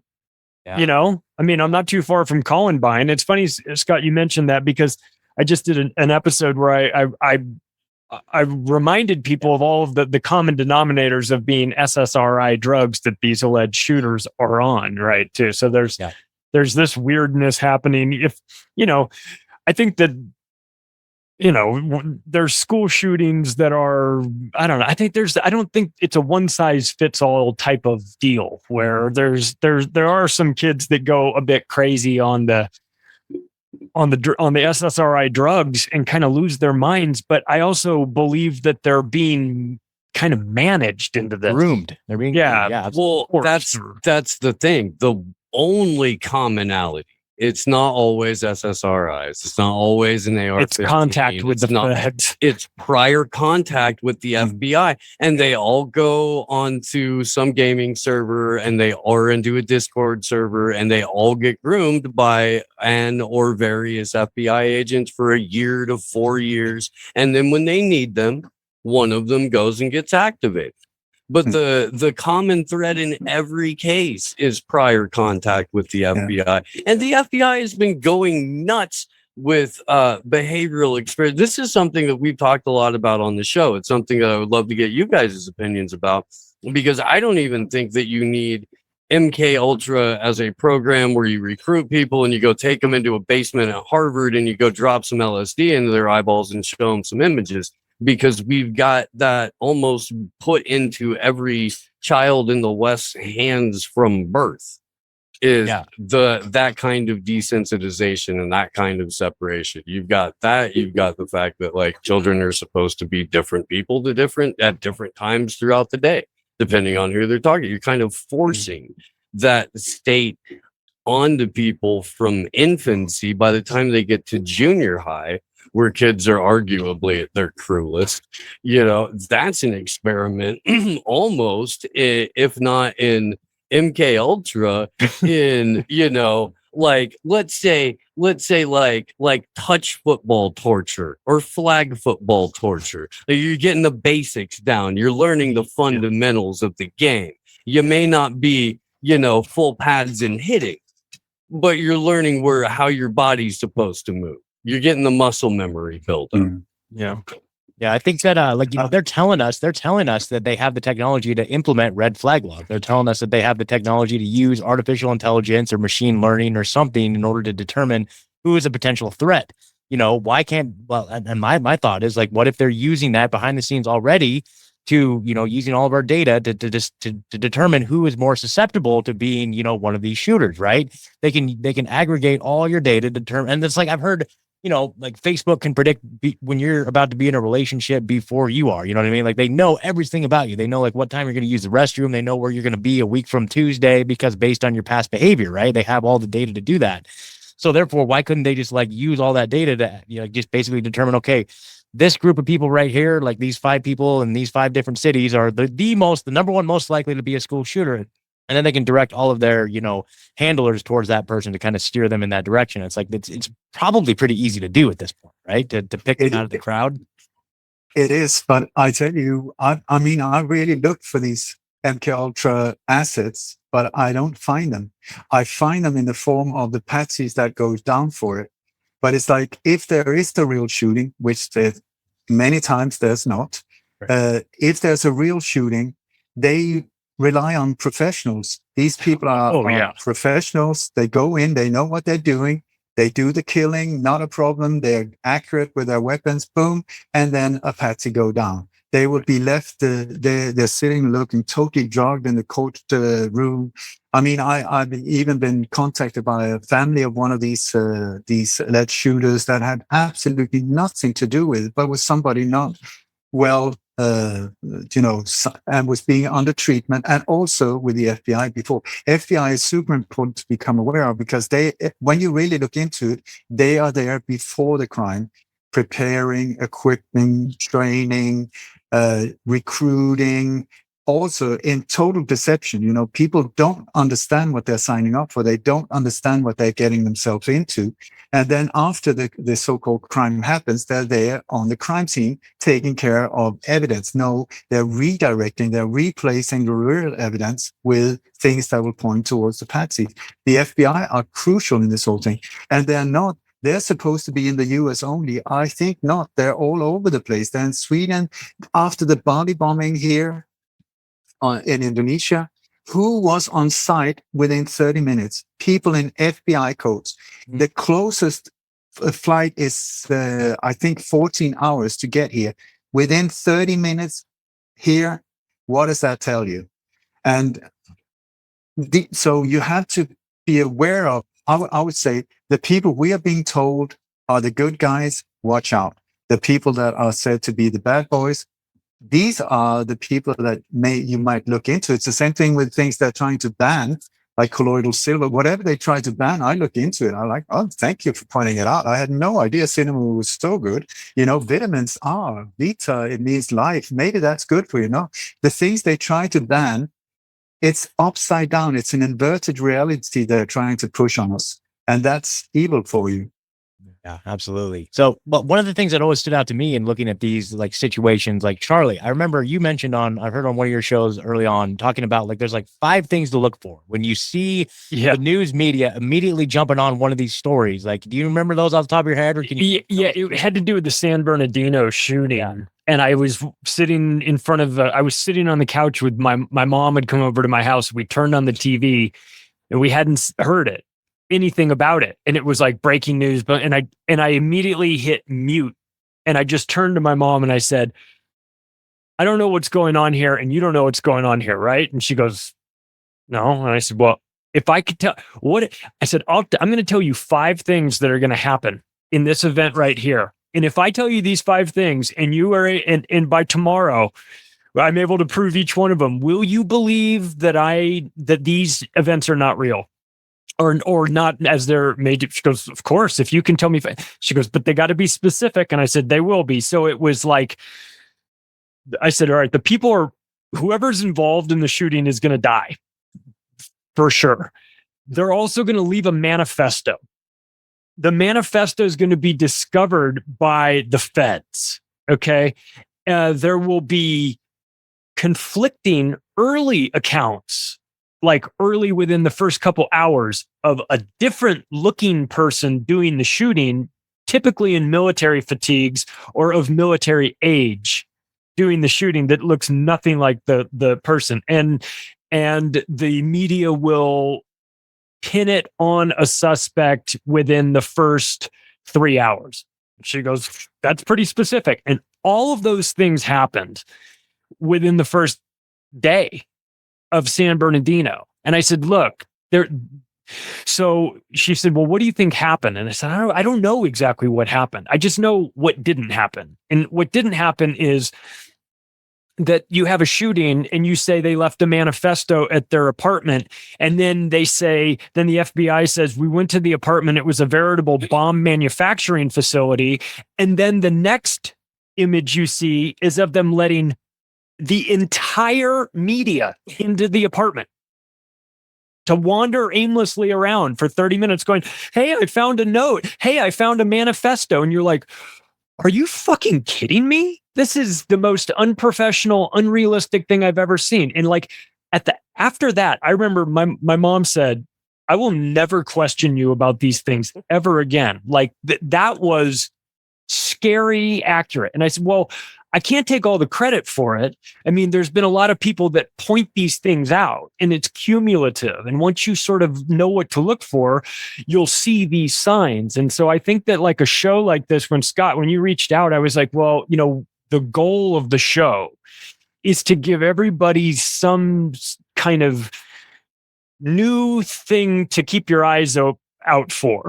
You know how like if you come across a car you like, and then the next day you see an ad for that car and you're like, whoa. And then you see the car again and you're like, oh, it's just, there's something about it being in your mind. You just pick up on it easier. And I think that like I'm obviously we're all very familiar with Ole's work. Ole has done a very good job of being very specific in a way, in an industry that is, let's just say, devoid of specificity for the most part. This conspiracy thing where it's really hard to pin anything down. The thing that's been nice about Ole's work has been that you have been able to really say, look for this and look for this and look for this. And once you start looking for colors and bikes and shoes and names that sound funny, a funny thing happens. You see them everywhere, because your mind is ready to accept it. So it's important to have like these conversations. I mean, I would say the power of this group, I think, is nice because everything is exponential, where it will go out on all of our channels in some form and reach a lot of people. And then from there, those people, it'll be fresh in their mind. So when they see it, they see this next event, which there will be one, it has no power over them anymore because they know what it is. And that is like the most important thing that you can give someone. I want to make sure that we, that I'm appreciative of to you, Ole, of your work. And you and I've talked in Mexico, and you've been on my show, and but like you really have given people tools that have allowed them to see the world a little bit differently and take away the power from that magician. And that's a really cool trick in and of itself. So thank you. Thank you so much. Can I just comment on that? I'm not sure which one of the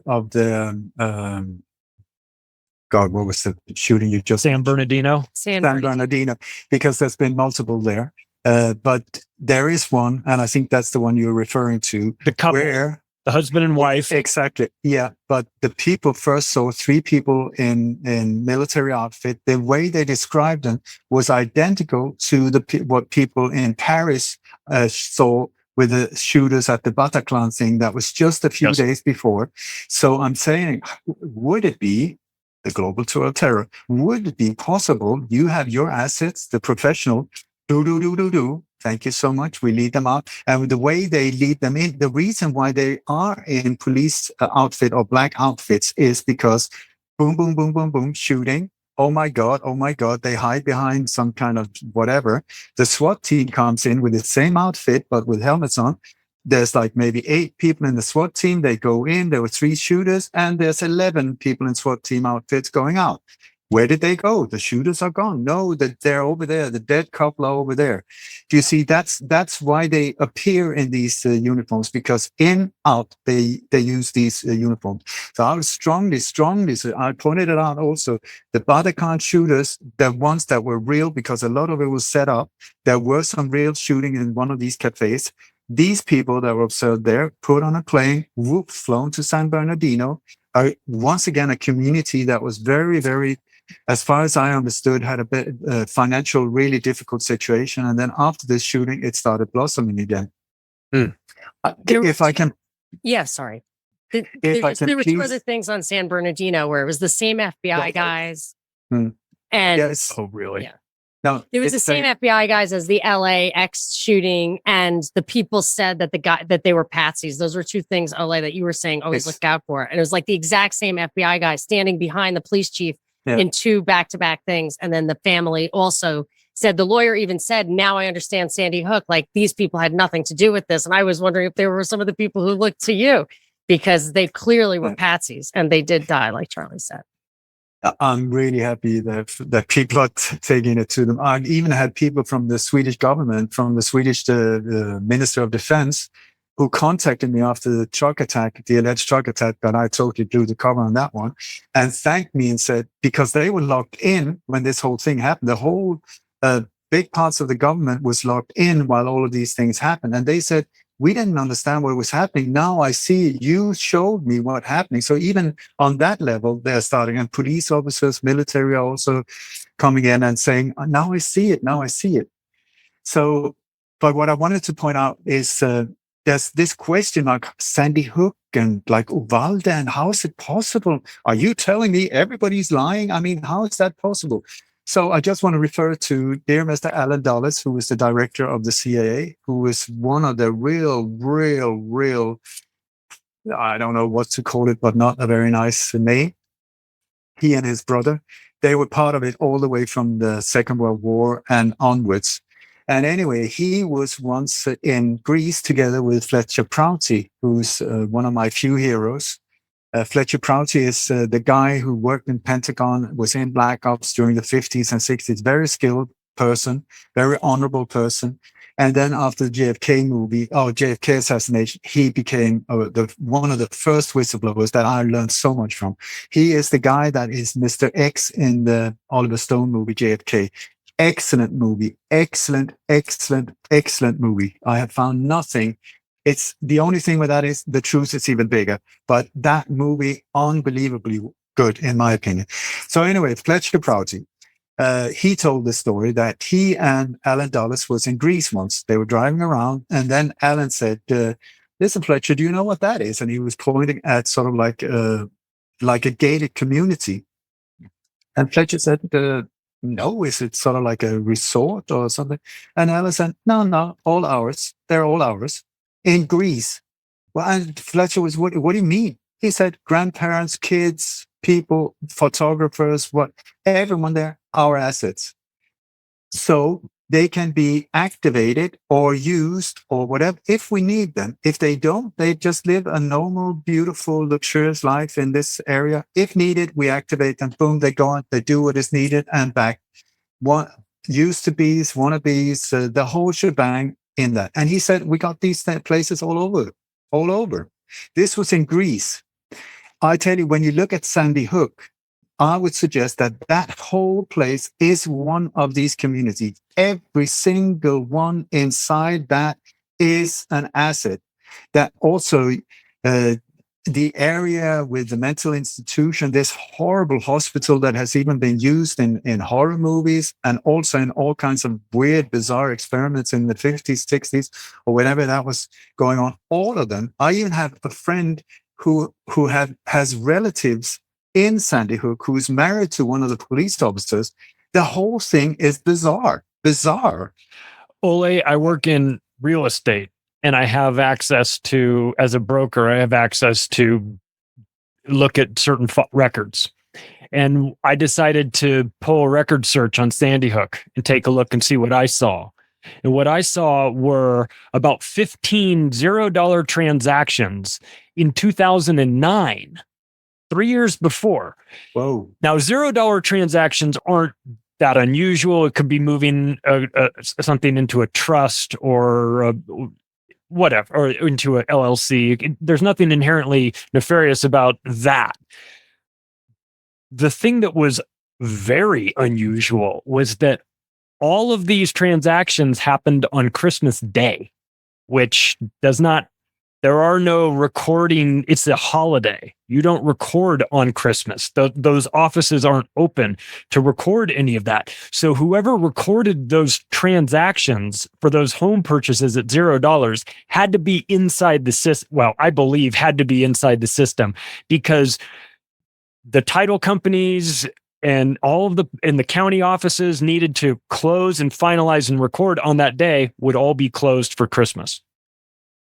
It's so crazy. And that was the one question that I wanted to get into in this particular conversation. And this is probably a good time is so we can talk about like the Aurora shooting. We can talk about Parkland. You know what I mean? Like we might get some weird looks, but Sandy Hook is forbidden. You cannot talk about Sandy Hook. Why is that? Is it simply because the evidence to the fact that there is something nefarious going on is so glaring, like what Charlie was describing? Like, is it that, or is it something bigger and deeper? It's if they'll lie about killing kids, they'll lie about anything. That sort of thing. That's how. But there were so many conflicting stories immediately with Sandy Hook from like people who were supposedly on the ground there. Like there was, everything kept changing and everything kept changing. And if you raised your hand, you were immediately smacked down. And they got to take Alex Jones's head from most or all, all consequential social media platforms and streaming platforms as a result of it. He's still financially as well. Maybe the same time Ole did. I lost all my WordPress stuff because of that. In COVID, we saw an exact repeat of that playbook for anybody who stuck our hands up and asked questions about it. We've seen it in any matter of free speech. You see it the first people to raise their hand in the middle of a crisis and go, hey, wait a minute, hang on, I don't think that's how we're supposed to do that. Those are the people that get ran off immediately because you're just not allowed. Asking questions is treason. Didn't you read the 2012 NDAA? Yep. Can I comment? Absolutely. Okay, so Sandy Hook is one that I've been very involved in, one of hundreds. And Sandy Hook, I was part of publishing a book called, that was released not long after that. We published a whole series of books within months of these events. This one is called No One Died at Sandy Hook or in Sandy Hook. It was published by Professor Jim Fetzer, myself and other. There were like 8 or 10 top researchers were that are in this book. It was the first book, as far as I know, that Amazon ever banned. So when that got banned, we republished it with a new cover banned by Amazon to use that. And then the book that was banned, that was stopped because we couldn't get it out. We couldn't even get it on print on demand. Our own, it was stopped. So we put it out as a PDF, and you can go to my website, lightonconspiracies.com, lightonconspiracies, plural, or damagard.com. By the way, Ole Damagard, which is my weird name. I'm the only one with that name on this planet. Go to that and you'll see that the NSA has taken it over. It's a bizarre legal firm company with governmental thing. Check it out, oledamagard.com. I don't know why they stole it right in front of my eyes, but there you go. So anyway, go to the shop. In the shop, you can download it for free. Nobody died at Sandy Hook. It's about 300-400 pages of just like going through the different, look at that. It was a FEMA drill. Absolutely nothing happened. No one died. These kids, that was one of them was taking a photo in the lap of Obama a few days after. They've been celebrated at the Super Bowl events, taking photos of all of them. They're still alive. We had now Vicky Soto, one of the victims. She was now one of the teachers in Uvalde. I mean, it's a joke. It's an absolute joke. So anyway, I want to say when it comes to Sandy Hook and Alex Jones, I do not badmouth people easily. But I tell you, sometimes we have to watch out. And Edward Snowden was mentioned. I would say Julius Assange. I stand for this totally. The other people here have nothing to do with it. I take full responsibility.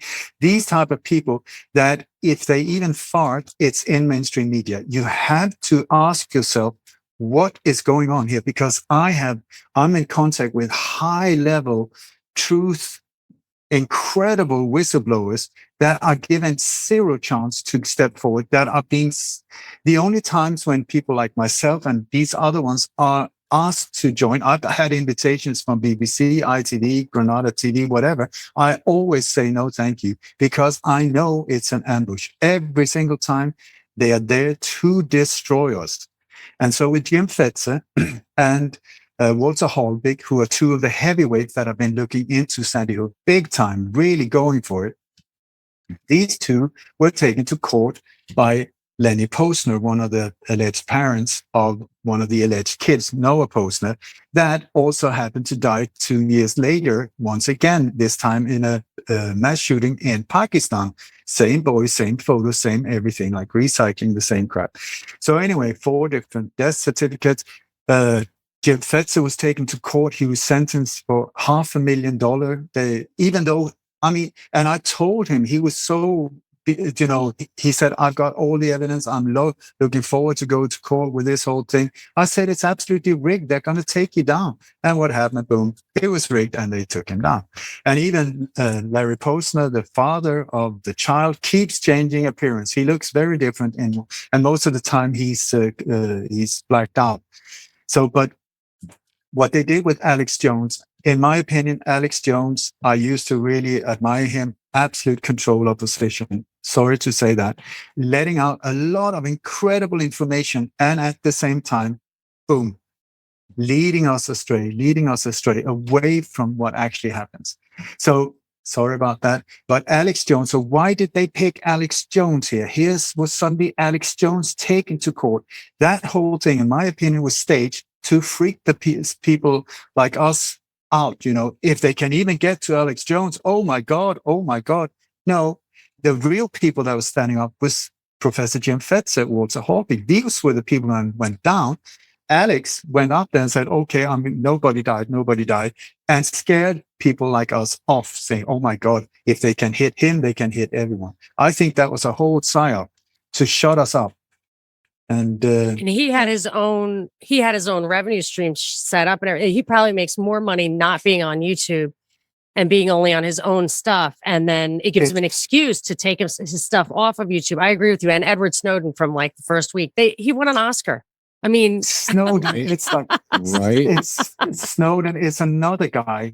I mean, when you look at it, it's look from a psychological point of view. If these are psychological operations, how are you going to reach to people and say, be afraid? Anything you think or say on your cell phone, or if it's there, it can hear you, it can listen. Years before it was actually set in motion, these type of things. How can you control the whole world? You let one guy out, you pay one guy out and say all of these things and make a whistleblower.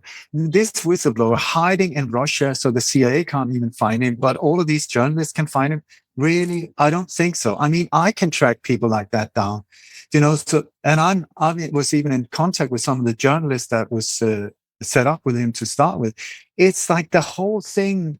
And then they're like, they become movie stars and all of that. It's a setup because we need heroes. We need heroes. So they create heroes for us as well. If they didn't have a honeypot like Assange, they'd have to create one. So what is it? They have to have something to get whistleblowers to come to them. Someone has to be that. But who else could it possibly be? Okay, Assange. I'm sorry, so many people love Assange. I mean, I know. WikiLeaks is.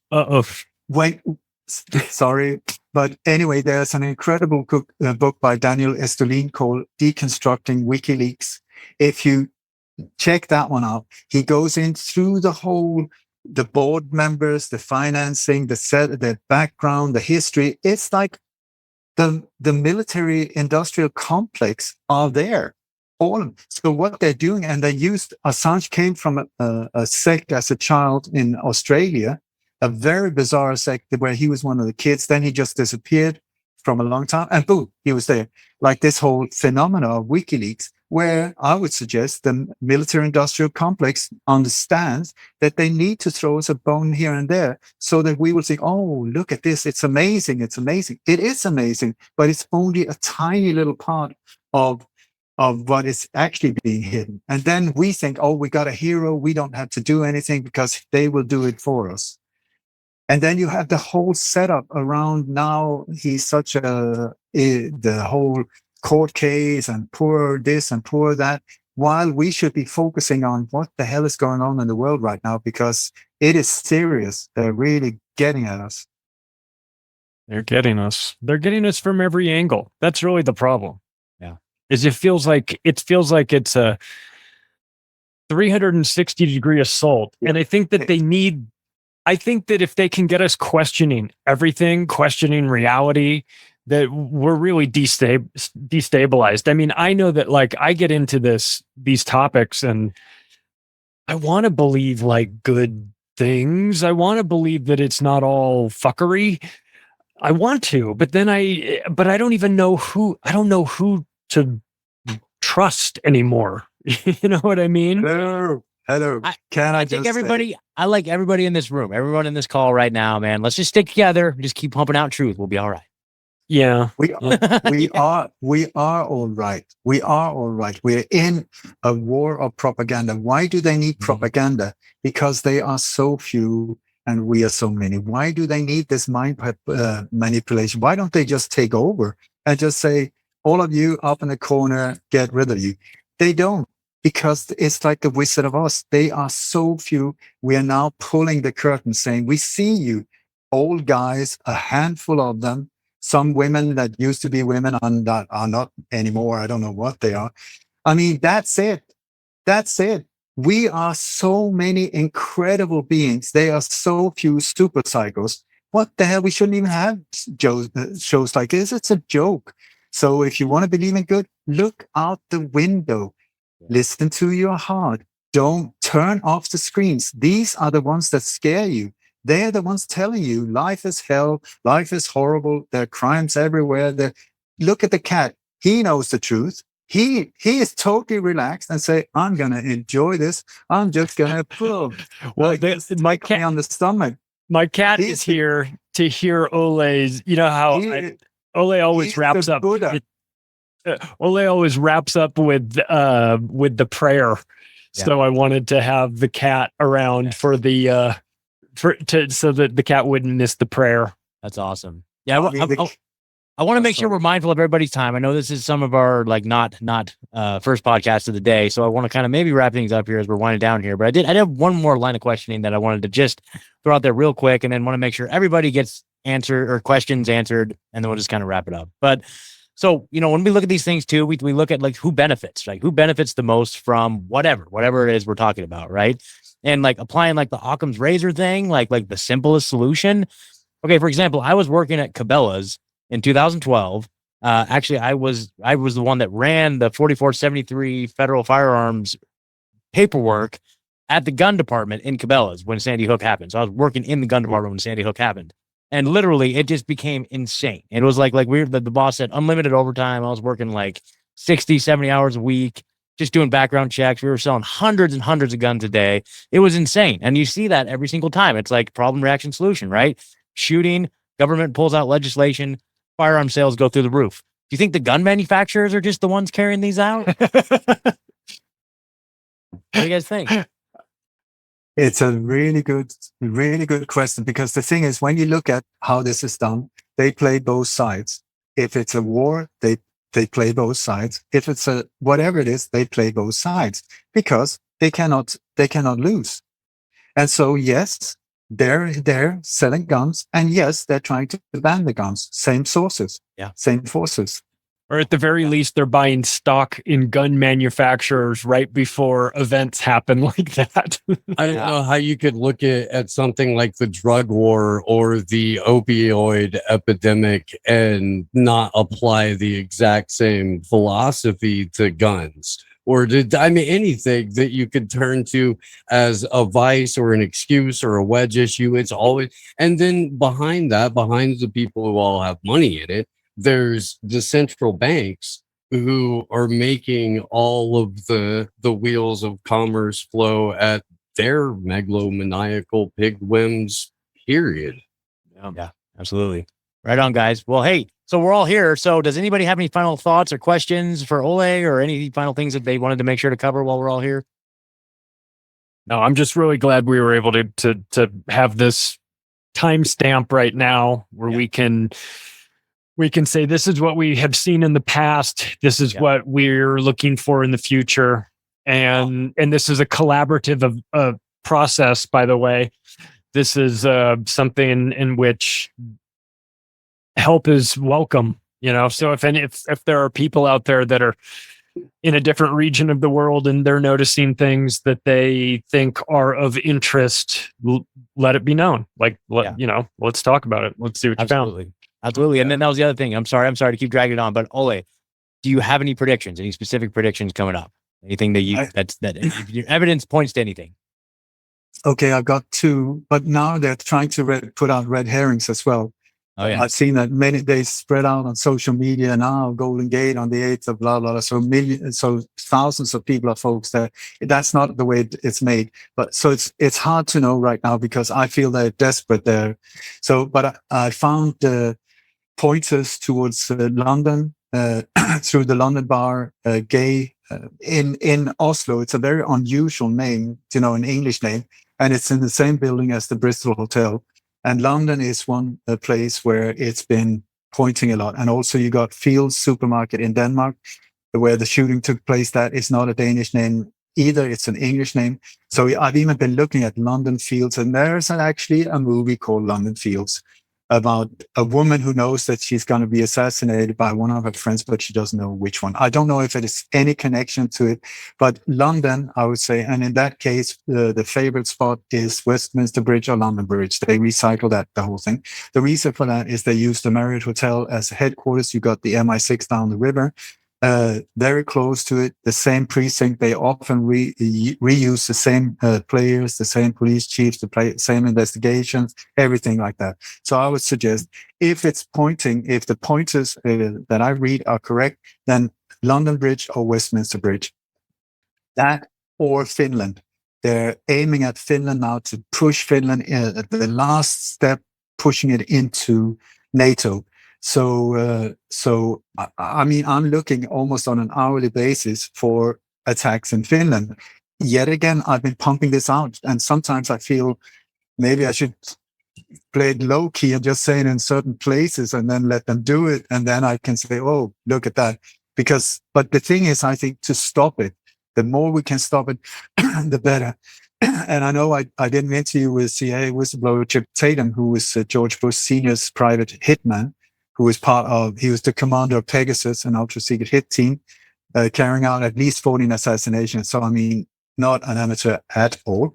And anyway, he said that this type of job that we are doing is incredible, because he said the timeline they use are very tight. Something happening in Norway could be because of getting the bombings going in Syria. That is because the pipelines in the Ukraine. That is all of these things. So every time we can mess it up, it can delay this whole thing for months. So that's why I say, let's keep messing it up for them big time, big time. And also to comment the whole thing is like, appreciate life. It's beautiful. It is beautiful. Don't forget. So when somebody's trying to scare you, like boom, bang, boof, mass shooting, this, ask yourself, who benefits from me believing this? And it will nowadays be on the screen right in front of you. And it's problem, reaction, solution. Not in the old days, it took months for that to fall into place. Nowadays, they know that the time span, because of fluoride and computer games and too many channels to choose from, they need to grab you by the second. So it'll be right in front of your face. There will be a reporter, part of the operation, saying what happened, to an eyewitness, part of the operation, saying, well, it was horrible. It was horrible. There were lots of exploding heads and children without whatever limbs and a kitten that somebody stomped on. It was horrible, to get the reaction from us. Oh my God. And then the solution will be presented by someone in this conversation or at the press conference. We need to, and there it is. So you can see the people that are stepping forward at press conferences are the ones that did it. The people that say, we have to stand united, we will not bend over in the face of terror, are the ones who did it. The police chiefs, the FBI, whoever is doing it, if it is a false flag, which is so many times nowadays, are the ones that did it, that are controlling the whole operation. So you can just say, okay, thank you so much. That's tick that box. I know you from that one. Yep, tick. Thank you so much. Next one, step forward. Yes. And here we go again. And then start mapping it, and then start pushing these people and put them personally responsible for what they're doing, including actors like Matthew and Will and Chris Rock and all of these things. Shame on you. Mm-hmm. This is not funny, Matthew. I know that you can't, duping Delight and this whole thing. What you are doing is a direct attack on humanity. You are part of something really evil. I don't care if you're going to get an Oscar for some crap role that you are going to perform in the next whatever. Because of that, thank you, loyalty. No, it's so not okay. So shape up. That's what I say. Amen. Amen. Right on, guys. Right on. Well, let's wrap this up, you guys. So, Ole, why don't you start? Tell the folks how they can follow and support you. But what about the prayer? Oh, the prayer. Give us the prayer. I'm sorry. I'll end with the prayer. If you want to support me, it is extremely appreciated, especially financially, because I'm being shut down every place now. Even at the Patreon shut me down. Patreon, come on, that's supposed to be a platform that is safe. No, they contacted me and said, we want you to take away these things from your website, not from my Patreon channel, from my website. And it was my recorded testimonial to the Corona Investigative Committee with Rainer Fulmish. And they did it with Whitney Webb too. Yeah, and Ryan Christian. That's why we don't have a Patreon. Subscribe. Anyway, so that was a major part of our income, and so a hard one to swallow. But thanks to my sweetheart, we did like this to them and said, "Fuck off! This is not okay. Get a life. Stop messing on people."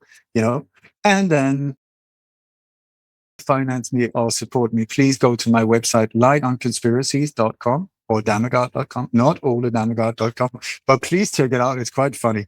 The oledamagard.com one, and my monthly newsletter where I point these things out in extreme detail, what I find, what I predict. And this is where you can go through the archives. You can see 64 times. That's when I said it. That's when it happened.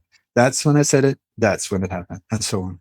And also this I really would like to say this research vault that I have on external hard drives, but also online. It's almost 5 terabytes. It's perfectly systematically ordered. Whatever case in the thousands, it's there. Documents, photos, videos, you name it, maps, all of it, whatever you want to find. That's why it's very hard to pinpoint me where I've said something that was not correct, because whatever case, give me 2 seconds. Okay, I'm on it, you know. So that is one I really would like to get these out in the world, especially on external hard drives, so that they're out there. Bury them, save them, because this is for generations to come as well. It comes with a price tag, but please understand, it's my life's work that is in that. If you're interested, info@lightonconspiracies.com. And books, I've got multiple books. Thank you so much, Monica, for getting all the way through this brick of a book or 2 books. But it was long, and it was, I read it right away as soon as you put it out, but I really enjoyed it. I mean, it's thick. It's not for wimps, but it's good. It's not for wimps, but many people have put their life, they died for that information to get out there. So it's like, it's hardcore. Anyway, so I would say, be brave. This is not a time for wimps. There's native tribes that says that we, the souls that are down here now at this time, are the strongest of the strong. Here we fought our way to come down and experience this incredible, horrible, challenging, wonderful, amazing time to evolve. So this is not a time to say, oh, I don't want to. You bought the ticket. You are here. We are here. So let's make ourselves proud of ourselves. And I've even got made t-shirts, stop whining, start shining. You know, this is it. This is the time. So be brave, stand in truth. If you're confused, it's very easy. Turn it upside down. They are trying to present an inverted reality on you. What they say is good is bad. What they actually good, it's super simple. And then the real truth is in your heart. Stop listening to this. Try and listen to your heart. The voice is a bit more quiet, but it's very easy. We've got it in us. Don't kick that baby. Not good. Be generous. Good. You get the feeling. That's it. Super simple. Don't steal. Don't kill. Don't take somebody else's spouse. Treat people with respect, especially the elderly that have been along here, that's been here for longer than you. Listen to them. Maybe they have some wise words to tell us, you know, and that's it. I think don't kick the baby should go on a shirt too, Ole. Don't kick the baby. I mean, some people enjoy it, but they're often messed up. They're often messed up beforehand. There's something underneath that. Once they start listening to their heart, if they're not super psychos, and you can't blame the super psychos because they're born like that. Sociopaths, different one. We can help them, but psychos, they're out of the reach of help. So the prayer, it goes like this. May the entire world be filled with peace and joy, love and light. That is the entire world, every single square inch, centimeters, whatever you want to call it, of this beautiful matrix be filled with peace and joy, love and light. May everyone, and especially the ones who hurt us, be filled with peace and joy, love and light. May the light of truth overcome all darkness. So victory to that light. And then I want to say, what did he just say? Am I supposed to think that the bastards should be filled with peace and joy? They should hang on a street level, lynch them. On a higher level, on a spiritual level, you will see that these ones, without these absolute super assholes, we would not meet. We would not learn. We would not be in this situation. It's actually on a spiritual level. It's like, how thick are you? What do we do? What do we have to do for you to understand what is going on? And we're like, well, please repeat the theme 1,000 times again.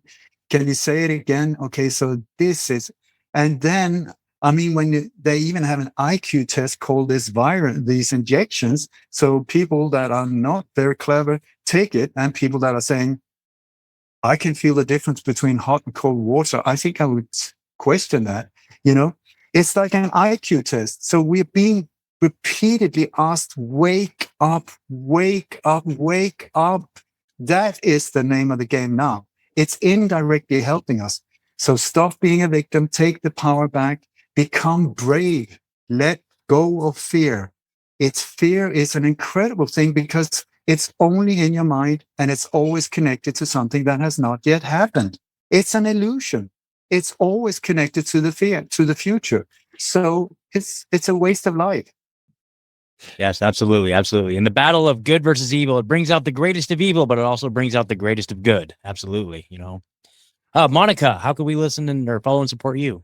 Oh, thank you so much. And I love that white pill. I sometimes feel guilty, like I don't worry constantly. And I'm like, I'm going to kill myself if I worry constantly. Like I just have to sit outside once in a while with a cup of coffee or margarita and just like, life is good. It's like the first word of the Bible. Like, life is good. It's good. He created heaven and earth. It's good.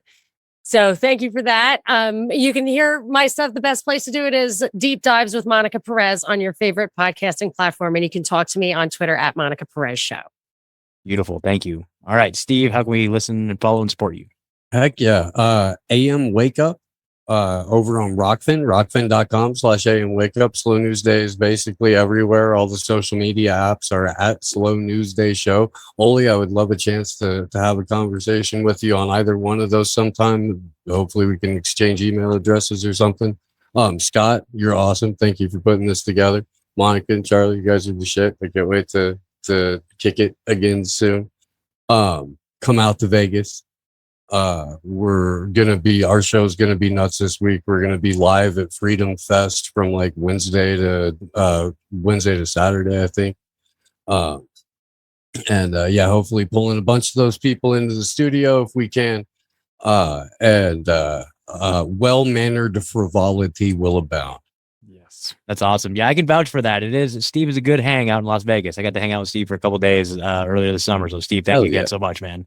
All right, Charlie, thank you again for helping put this together. Yeah. I couldn't do this without you. So I really appreciate that. It was a great idea whose time had come because I really think it's important. It's false flag season. Yeah, exactly. We've got to pick out our outfits for this year. Yep. So I thought it was good to get the team together for a little just to talk about what we're looking at. So if you're interested in my brand of insanity, you can find Macroaggressions in video format on band.video, Rockfin, Odyssey, and David Icke's platform Iconic. You can catch the audio version of Macroaggressions wherever podcasts are served. You can also you can hear the Union of the Unwanted, great show that we put together and do Monday nights. And that is available as a podcast as well as Day Zero, which is a fun one that I do with Lindsay Sharman and Corey Hughes and X Cubed. So follow me on Twitter at Macroaggressions. Thank you all. Appreciate you. And thanks for making this happen, Scott. Great idea. Thank you, Ole, for coordinating your international life around our crazy schedule. So yeah, that's awesome. I just want to say I'll be most happy to come on any of your shows, of course, anytime. Cool. Thank you, Ole. Yeah, thank you so much. Yeah, I was just going to say real quick, anybody that's listening on other platforms, my name is Scott. The show is Rebunked on all podcast players. Just go subscribe at, Rebunked. And the website is rebunked.news. You can find all the links to all the social media and all that stuff. So, man, you guys, what a fantastic conversation, man. I'm so grateful for each and every one of you for showing up tonight. Ole, it's such an honor. Thank you for just dropping just massive amounts of information here. Monica, Steve, Charlie, I love you guys so much. You guys are just my favorite people in the world. So such an honor to come together in pursuit of truth and light and love. So thank you guys so much. And we'll catch you next time.